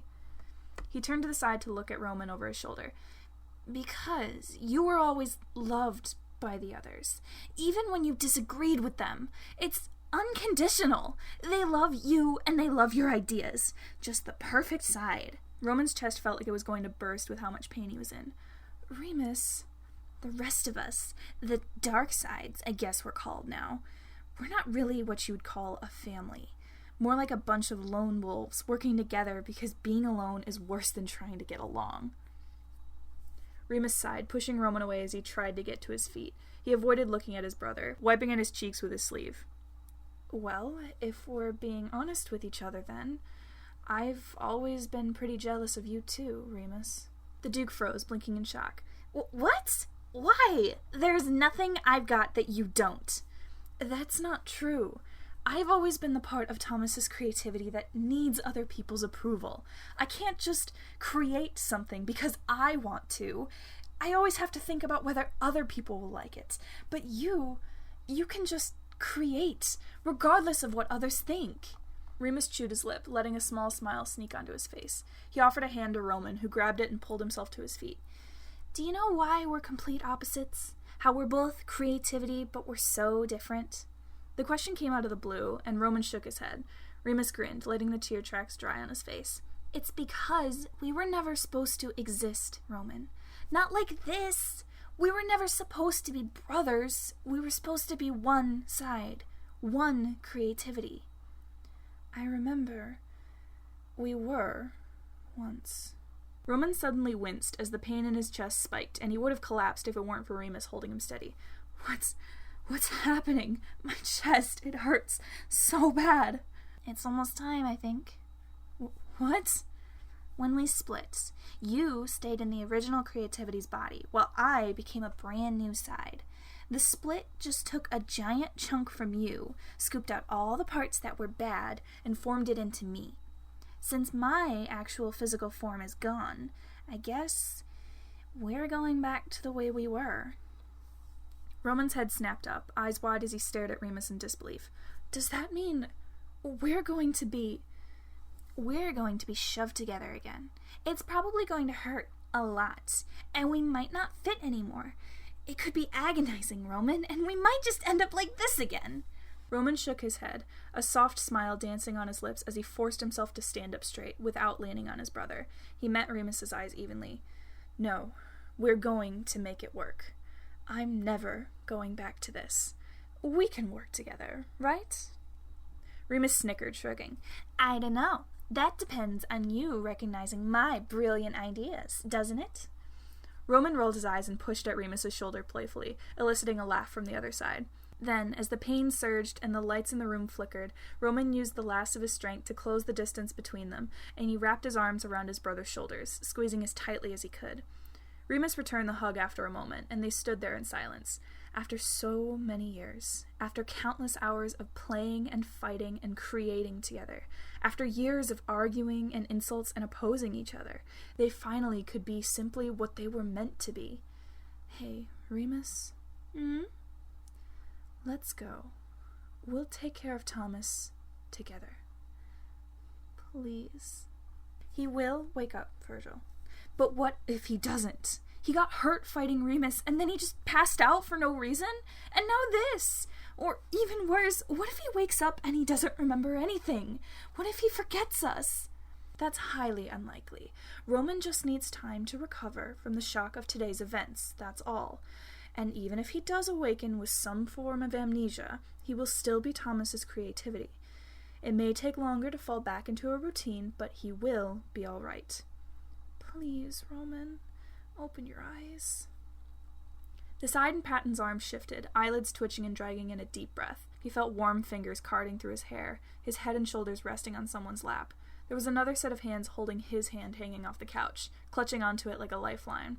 His whole body ached, the pain concentrated mostly in his chest and a dull throbbing on the back of his head. The voices around him were garbled, like his ears were full of liquid. He winced, trying to shift his head to the side and relieve the pressure. Roman! The voice was loud in his ear. He twitched, cracking one eye open and squinting at the sudden flood of light. The side holding him leaned over, casting a shadow on his face and staring down at him with concern. Are you all right, Roman? Roman. They kept calling him that. Was that his name? Morality? Is that you? The face twisted in acute concern. There was a hand on his forehead, gentle and warm. Yes, it's me, kiddo. It's your Happy Pappy Patton. You're pretty out of it, huh? You haven't used my title since we told Thomas about our names. Oh, right. Right. Patton. Sorry, Patton. I'm just a little off. The hands holding his squeezed tightly, and the side in Patton's lap jumped as he saw who was sitting on the floor next to him. Fear? What are you doing here? The purple-clad side sucked in a breath, tears pricking in his eyes. He quickly let go of his hand, moving away and ducking his head. The offending side was slow to catch up, but he quickly shook his head and waved his hands in the air. Sorry, I meant anxiety. No, Virgil. I'm sorry. I didn't mean... It's okay, Princey. I'm just glad you're okay, Virgil mumbled, dabbing at his eyes with the edge of his hoodie. Princey. He liked that a bit better, but it still didn't feel right. Don't stress yourself out, Roman. It will be best if you don't force yourself to recall information if you're having memory issues. A third voice spoke up, and a dark shirt with an indigo tie came into view as the side knelt down where Virgil had been sitting. Logic. Logan. I'm okay. Just a little confused. He looked around at the three worried faces that were staring back at him, blinking to clear his vision. I'm not Roman. Morality, Patton, he corrected himself, tilted his head in confusion. What do you mean? Of course you are. You're our one and only Prince Roman. You fell unconscious after your battle with Remus was over. We were going to remain in the imagination, but it began storming soon after that. And your room was locked, so we brought you to the common room to let you sleep. Logan interrupted, hoping to gently prompt Roman's memories. I see. He groaned as a fresh wave of pain bloomed in his chest, and he tried to push himself into a sitting position against his friend's protests. There were several hands on his back and shoulders, helping him shift to lean against the back of the couch. Take it easy, Princey. Oh, kiddo, are your ribs still hurting? Don't move too fast. You could cause yourself to faint again. He shook his head, taking slow, deep breaths to try and ease the ache. He stared up at the ceiling, trying to calm the thoughts whirling around in his mind long enough to understand what he was feeling. He wasn't Roman. He knew that for certain, despite how familiar the name was. Hearing the name in reference to him felt wrong, in a way that he wasn't sure he'd be able to describe even on a good day. Being called Princey was slightly better, though it was still wrong. He'd heard the name Remus before, and that felt familiar as well. It was wrong, too, but familiar, and he wasn't sure if he'd feel better if they referred to him with that name instead. He didn't think so. I'm not Roman, but I am. And I'm not Remus, but I am. I remember so much, but it's like it was a dream. A vivid dream that I was stuck in for years. I can't remember the last time I was awake. The three sides shared a worried look with each other. Patton leaned over and rested his hand on the other side's shoulder. Hey, kiddo, I think that battle really took it out of you. Why don't we get you to bed, and you can get some more sleep and tell us about it in the morning? Sleep was the last thing he wanted, but being alone would be helpful. He could grab a notebook and try to write down his thoughts. He nodded, opening his eyes and looking down to watch his feet and make sure he didn't trip. What he saw made him stop cold. After a tense moment, he jumped to his feet, swaying wildly. Logan and Virgil both reached out to steady him, but he pulled away, waving his hand in the air to manifest a full-length mirror in the middle of the floor. He felt like he'd been punched in the diaphragm as his breath wheezed out of him. He didn't know what he'd been expecting to see, really, but what he saw defied any and all expectations he could have held. The entirety of his outfit was a light gray, almost silver. Golden trim ran across the entire outfit, and gold epaulettes sat on his shoulders. His collar was short and buttoned to his neck, and there was a strip of silver hair running through his bangs. Gray pants with gold thread along the seams were tucked into black boots. A red sash crossed from one shoulder down to his waist, and a similar green sash was tied around his waist like a belt. But his eyes were drawn to one thing, and he ignored the others' insistence for him to sit down as he turned to the side, studying the emblem sitting proudly on his bicep. A shield, with a sun and moon in each top corner and star trails connecting them into one sky. A castle stood below, red mountains behind and black seas in front. There were 2 tentacles curling out of the water on the edge, wrapping up towards the castle. Somehow, he knew it wasn't threatening the castle, but rather it was protecting it. Behind the shield was a sword, a black handle with thorny green vines crisscrossing over it.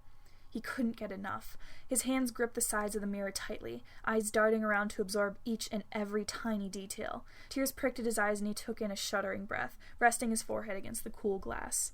The other 3 sides shared a concerned look, and Patton stepped forward, gently putting a hand on the other shoulder. Hey, it's okay, kiddo. It'll all be okay. Why don't we get you back to your room? You can change and get some rest, and everything will be better in the morning.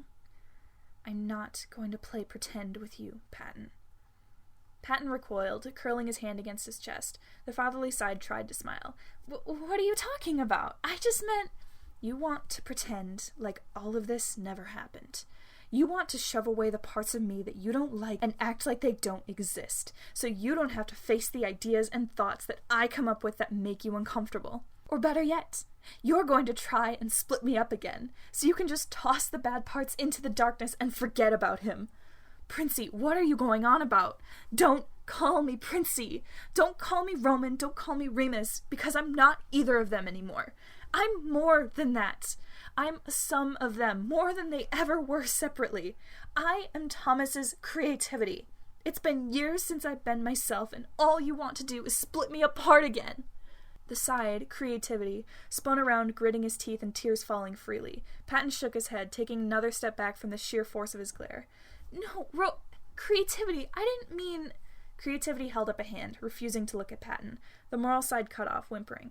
I need some time alone. Patton's breath hitched, but after a moment he nodded and disappeared, presumably back into his room.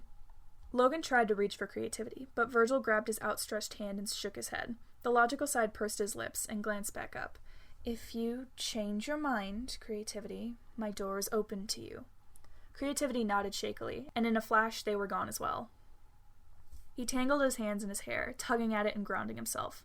Then he sighed, moving to the stairs and leaning against the banister, staring up into the darkness. You two can come down now. They're not coming back for a while. At first there was silence, and Creativity wondered if his intuition had been off. Then he heard a quiet snicker and a familiar voice that made his chest ache from nostalgia. He's a lot more observant than either of the other 2 were. Another voice hummed in agreement, and Creativity watched 2 black-clad figures descend the stairs.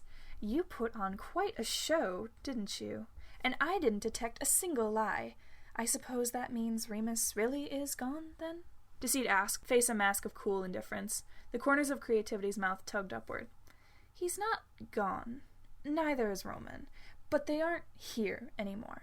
And they're not coming back. Not if I can help it. Creativity turned to Obsession, and he let his smile grow, though his eyes were tinged with sadness. It's been such a long time. Do you still remember me? Obsession sighed, grabbing Creativity's hand and running his thumb over his knuckles. I'm not the side I used to be. I lost that part of myself a long time ago. But, yes, I remember. More vividly than I'd like, sometimes. I understand. Everything's rushing back to me. Creativity bit his lip, trying to force down the lump in his throat. Obsession pulled him into a tight embrace, whispering comforting words and encouragement into his ear. I'm sorry, Valentine. I'm so sorry. I wasn't there for you. Hey, enough of that. Don't blame yourself. I'm responsible for my actions, not you. Got it? Obsession's voice was stern, and Creativity pulled away to look at both him and Deceit. Maybe I didn't drive you away, but Roman didn't help when he started calling you dark sides. But I can help now. I'm going to fix the mistakes they made. I'm going to make them listen to me. Make them understand how much we want to help. I'm going to try and change the way things are. Obsession chuckled low, patting his bicep. You always were one to think big, weren't you? That's a pipe dream. Things have been this way since Thomas was a kid. What makes you think things can change now? Creativity set his shoulders, giving both of them a confident smile. And until today, I was split into 2 pieces of myself that hated each other to death. Anything is possible. If you take the lead, maybe things finally can change. Deceit added, turning back to the stairs. Anyways, Creativity, you asked to be alone, so we should abide your wishes. One thing, before you two go. Obsession and Deceit turned to him, eyebrows raised. No matter what the others say, my room is always open to you, all right? Feel free to visit any time. We'll keep that in mind, Deceit told him, and Obsession waved gently before they both sunk out, back to their side of the mindscape. Creativity shivered, vivid memories of cold nights and huddling together under a threadbare blanket washing over him. He would change that. He didn't care how long it took, or even if the others hated him for it. He knew the unique, numb pain that came from living there, and he refused to let his friends suffer it any longer, not while he had the power to help. Creativity took the long way up to his room, both to give himself more time to clear his head, and because he wasn't sure he was up for sinking out like the others had. He passed by Logan's room, whose door was cracked open enough to see the logical side hunched over at his desk, reading a book. Creativity smiled fondly. It seemed like he'd changed the least over the years. It was comforting, in a strange way. He'd never really gotten along with Logic as a child. They were complete opposites, after all. But now, the offer to talk to him and sort through his swirling emotions with his help was overwhelmingly tempting. He shook his head, moving on before he gave in. Logan was a good listener, but even with Passion's gift, he wouldn't be able to understand what he was feeling.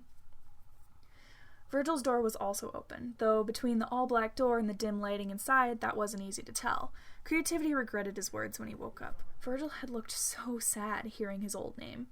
He would apologize, Creativity promised himself. Tomorrow, after everyone had had a good night's sleep. The last door was closed tightly, and on a whim, Creativity silently tried to turn the handle. Locked. Somehow, he wasn't surprised. Finally, his room.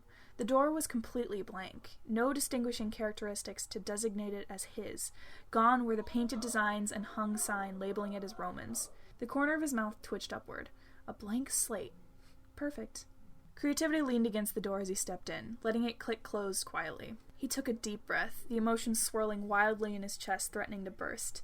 He started giggling at nothing, spinning around and around until his head spun. He danced to a tune no one else could hear, laughter and tears bubbling from him in equal measure.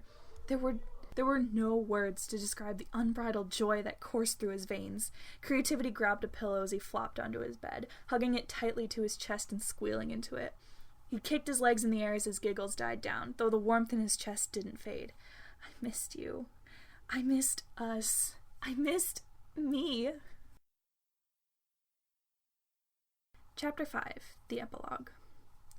After 2 weeks, Creativity could count the number of words Patton had spoken to him on one hand.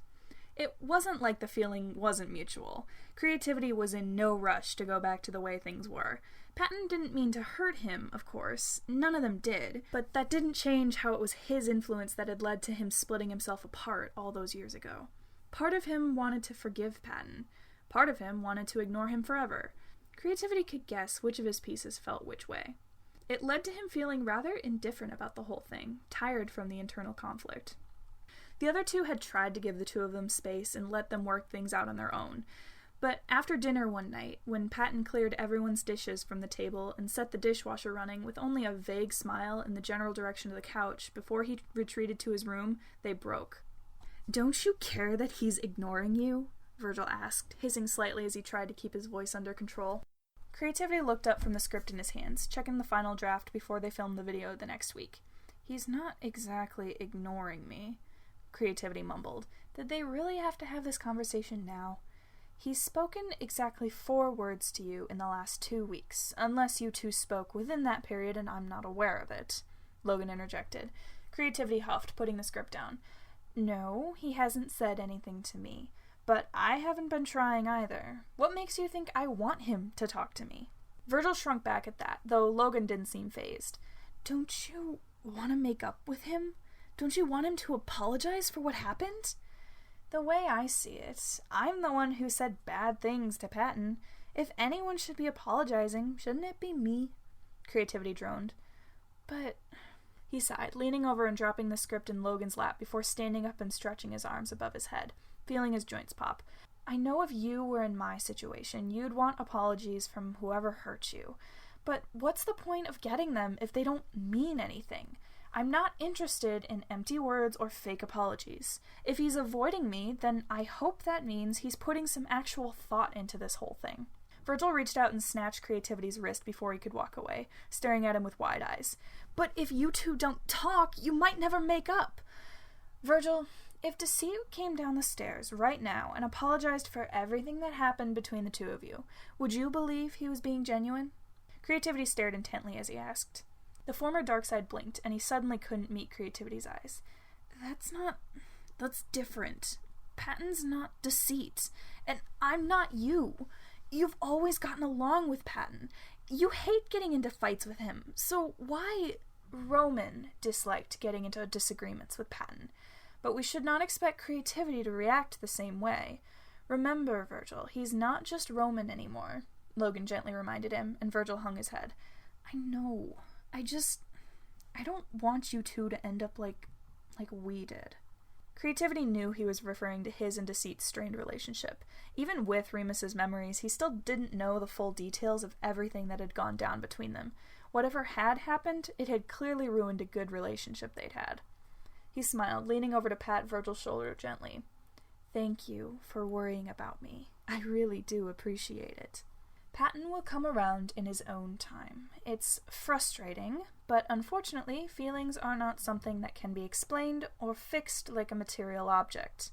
Creativity blinked, then he grinned in Logan's direction. The logical side raised an eyebrow.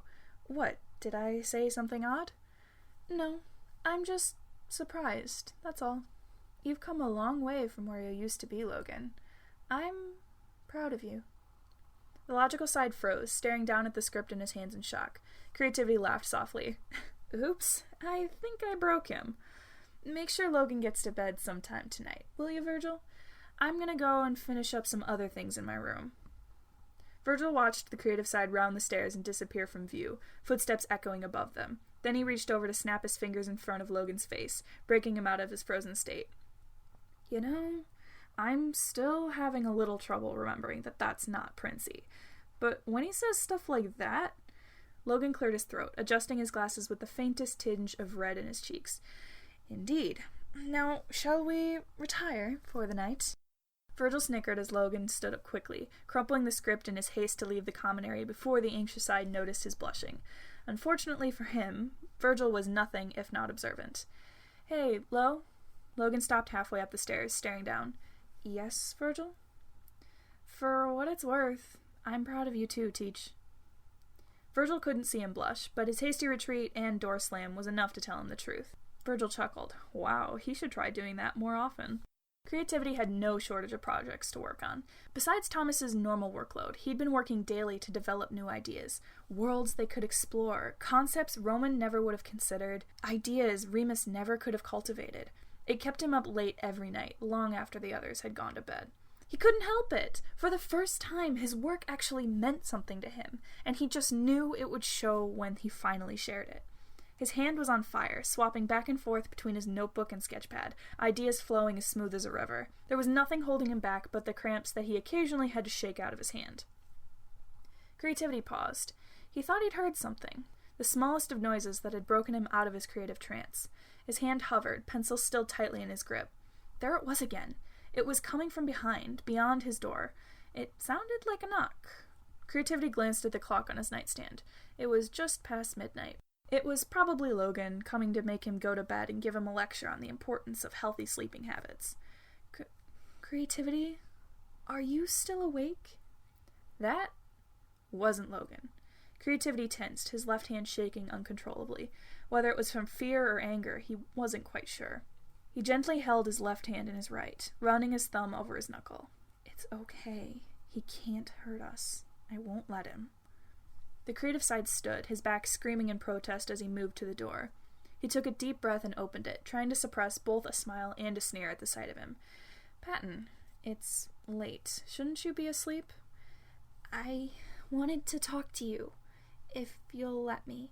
Creativity wanted to slam the door in his face. He wanted to make an excuse, tell Patton that he was tired, and could they just talk another day?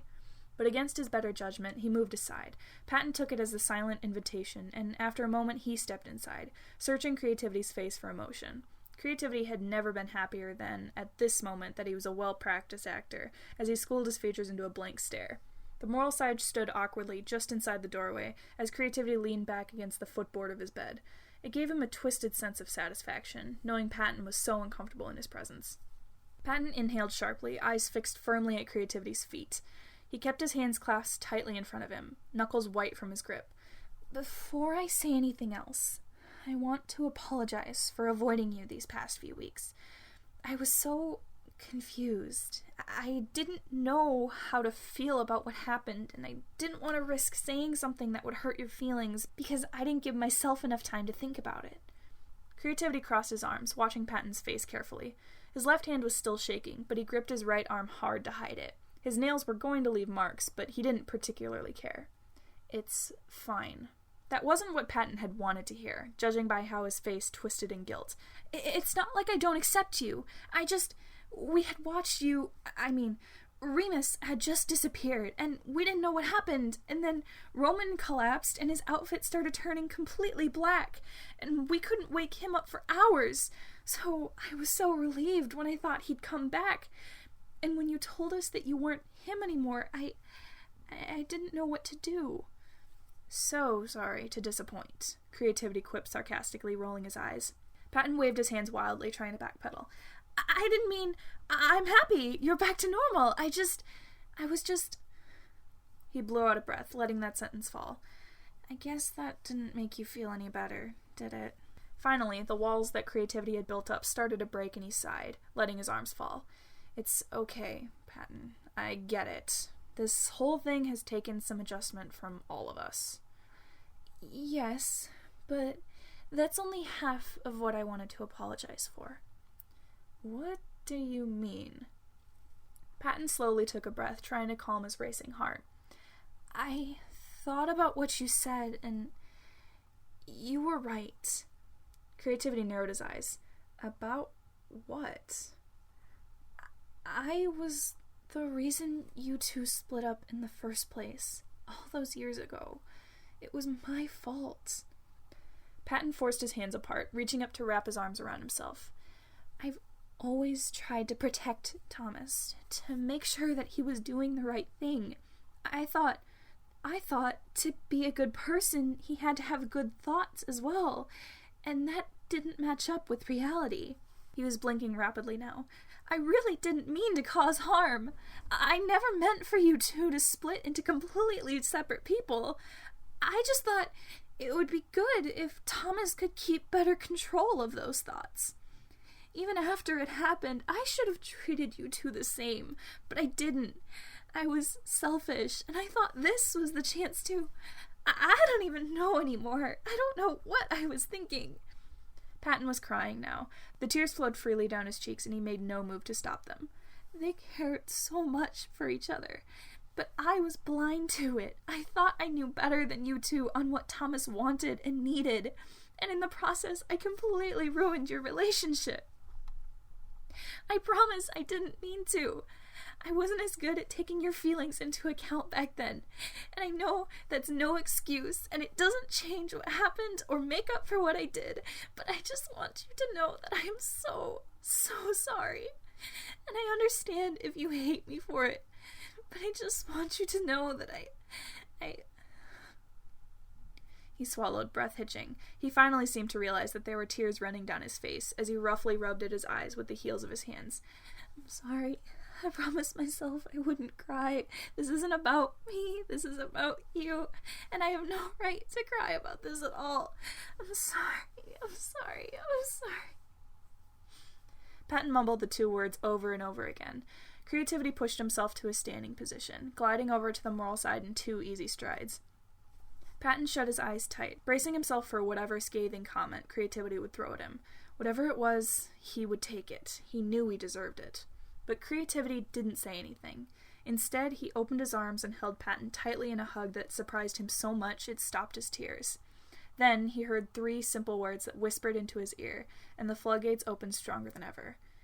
"I forgive you." Patton buried his face in Creativity's shoulder, the fabric growing damp in seconds. He found he didn't really care, holding the fatherly side until he stopped shaking and could form coherent thoughts. You You don't have to, you know. You're allowed to be mad at me for what happened. The creative side shook his head. I don't have time to be angry. You're right, Patton. Your apology doesn't change what happened. We still split and spent years hating each other, in part because we were forced apart. Patton bit his lip, but creativity wasn't finished. It may not change the past, but we can change the future. But for that, I'm going to need your help. Of course, anything. What can I do? To start, we need to allow deceit and obsession to join our discussions, especially when it's a topic that involves their influence. Patton froze. Are you sure that's really what we need to do? Creativity huffed, stepping back and staring at Patton, crossing his arms. Why not? The moral side opened his mouth to argue, but he paused. Deceit and obsession were dark sides, but Remus had been too. But now, the side standing in front of him was a combination of the two. What did that make creativity now? The confliction was clear on his face. Creativity sighed. I know you don't like them, and I'm not asking you to suddenly be best friends with them. I wouldn't expect you to, but this whole mess just got worse when we decided that they were different from us somehow, and then it somehow made their opinions less than ours. I know it was Roman who came up with the name, but from now on, we're not going to call them dark sides. We're all just Thomas's sides, okay? Creativity watched the moral side carefully. His eyes were flitting back and forth, and he knew Patton wasn't going to be easy to sway. It had been like this for so long, and the current status quo benefited them. Why would he want it to change? But creativity wouldn't take no for an answer. He remembered the pain of being alone, left to the wayside by everyone, even their host, ignored when they only had good intentions to help, desperately trying to get Thomas's attention with wilder and wilder thoughts, because that was the only thing he reacted to, knowing that they could never get accepted, so being feared would just have to do. I know you're right. It's not going to be easy, but I want to try. I want Thomas to be happy. And if you think that doing this will make him happy, then I'll do my best. A wide grin broke onto Creativity's face, and he hugged Patton again, lifting him off the ground. It will! I know it will! Thank you, Patton, thank you! Patton couldn't help but giggle, hugging him back once Creativity set him back down. Okay, careful, we don't want to wake the other two. Patton hushed through his laughter. Creativity nodded, holding a hand over his mouth. It was like the weight of the entire world had been lifted off his shoulders. He felt lighter than air, like the smallest hop would send him rocketing into the sky. When Patton let out a yawn, he excused himself from Creativity's room. Sleep well, Creativity. You too, Patton. I'll see you in the morning. Creativity laid back on his bed, cradling his head with his arms. He hugged himself, drifting off to sleep with a gentle smile still fixed on his face. Several days later, the four sides stood in the living room, waiting for their cue to pop up into Thomas's latest video. He was still setting up, but Creativity was already shaking with anticipation. He startled when he felt a hand on his arm, and Creativity glanced over to see Virgil staring at him with worry in his eyes. Are you good with this? You know, we can always tell Thomas that you couldn't make it, if you're not ready. Creativity blinked, then shook his head. No, I'm fine, I promise. Just, pre-video jitters, that's all. There's no reason to be nervous, Creativity. I'm sure that Thomas will accept your presence without issue. Virgil looked back and forth between Logan and Creativity. Is that what you're worried about? Creativity cleared his throat. Of course not. I mean, it would be ridiculous for him to throw me away now that I'm together again, right?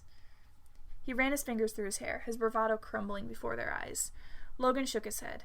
No, he wouldn't do that. It would be completely illogical for him to do so. His livelihood relies heavily on your influence. Ignoring you would mean he would need to completely change the course of his life and get a job that doesn't involve creative thoughts in the slightest. And Thomas doesn't like drastic change, Virgil added, rubbing his arms. Creativity sighed. Right. But that doesn't mean he'll treat me the same as he treated Roman. Another hand rested gently on his shoulder, and Creativity looked back to see Patton smiling at him. It'll be okay. Thomas will accept you, because he's the one who wanted you back like this in the first place. What? What are you talking about? Thomas doesn't even know what happened. Patton shook his head. maybe not, but everything we do is in some way influenced by what Thomas wants. If he really wanted to keep Roman and Remus as completely separate creativities, then he would have.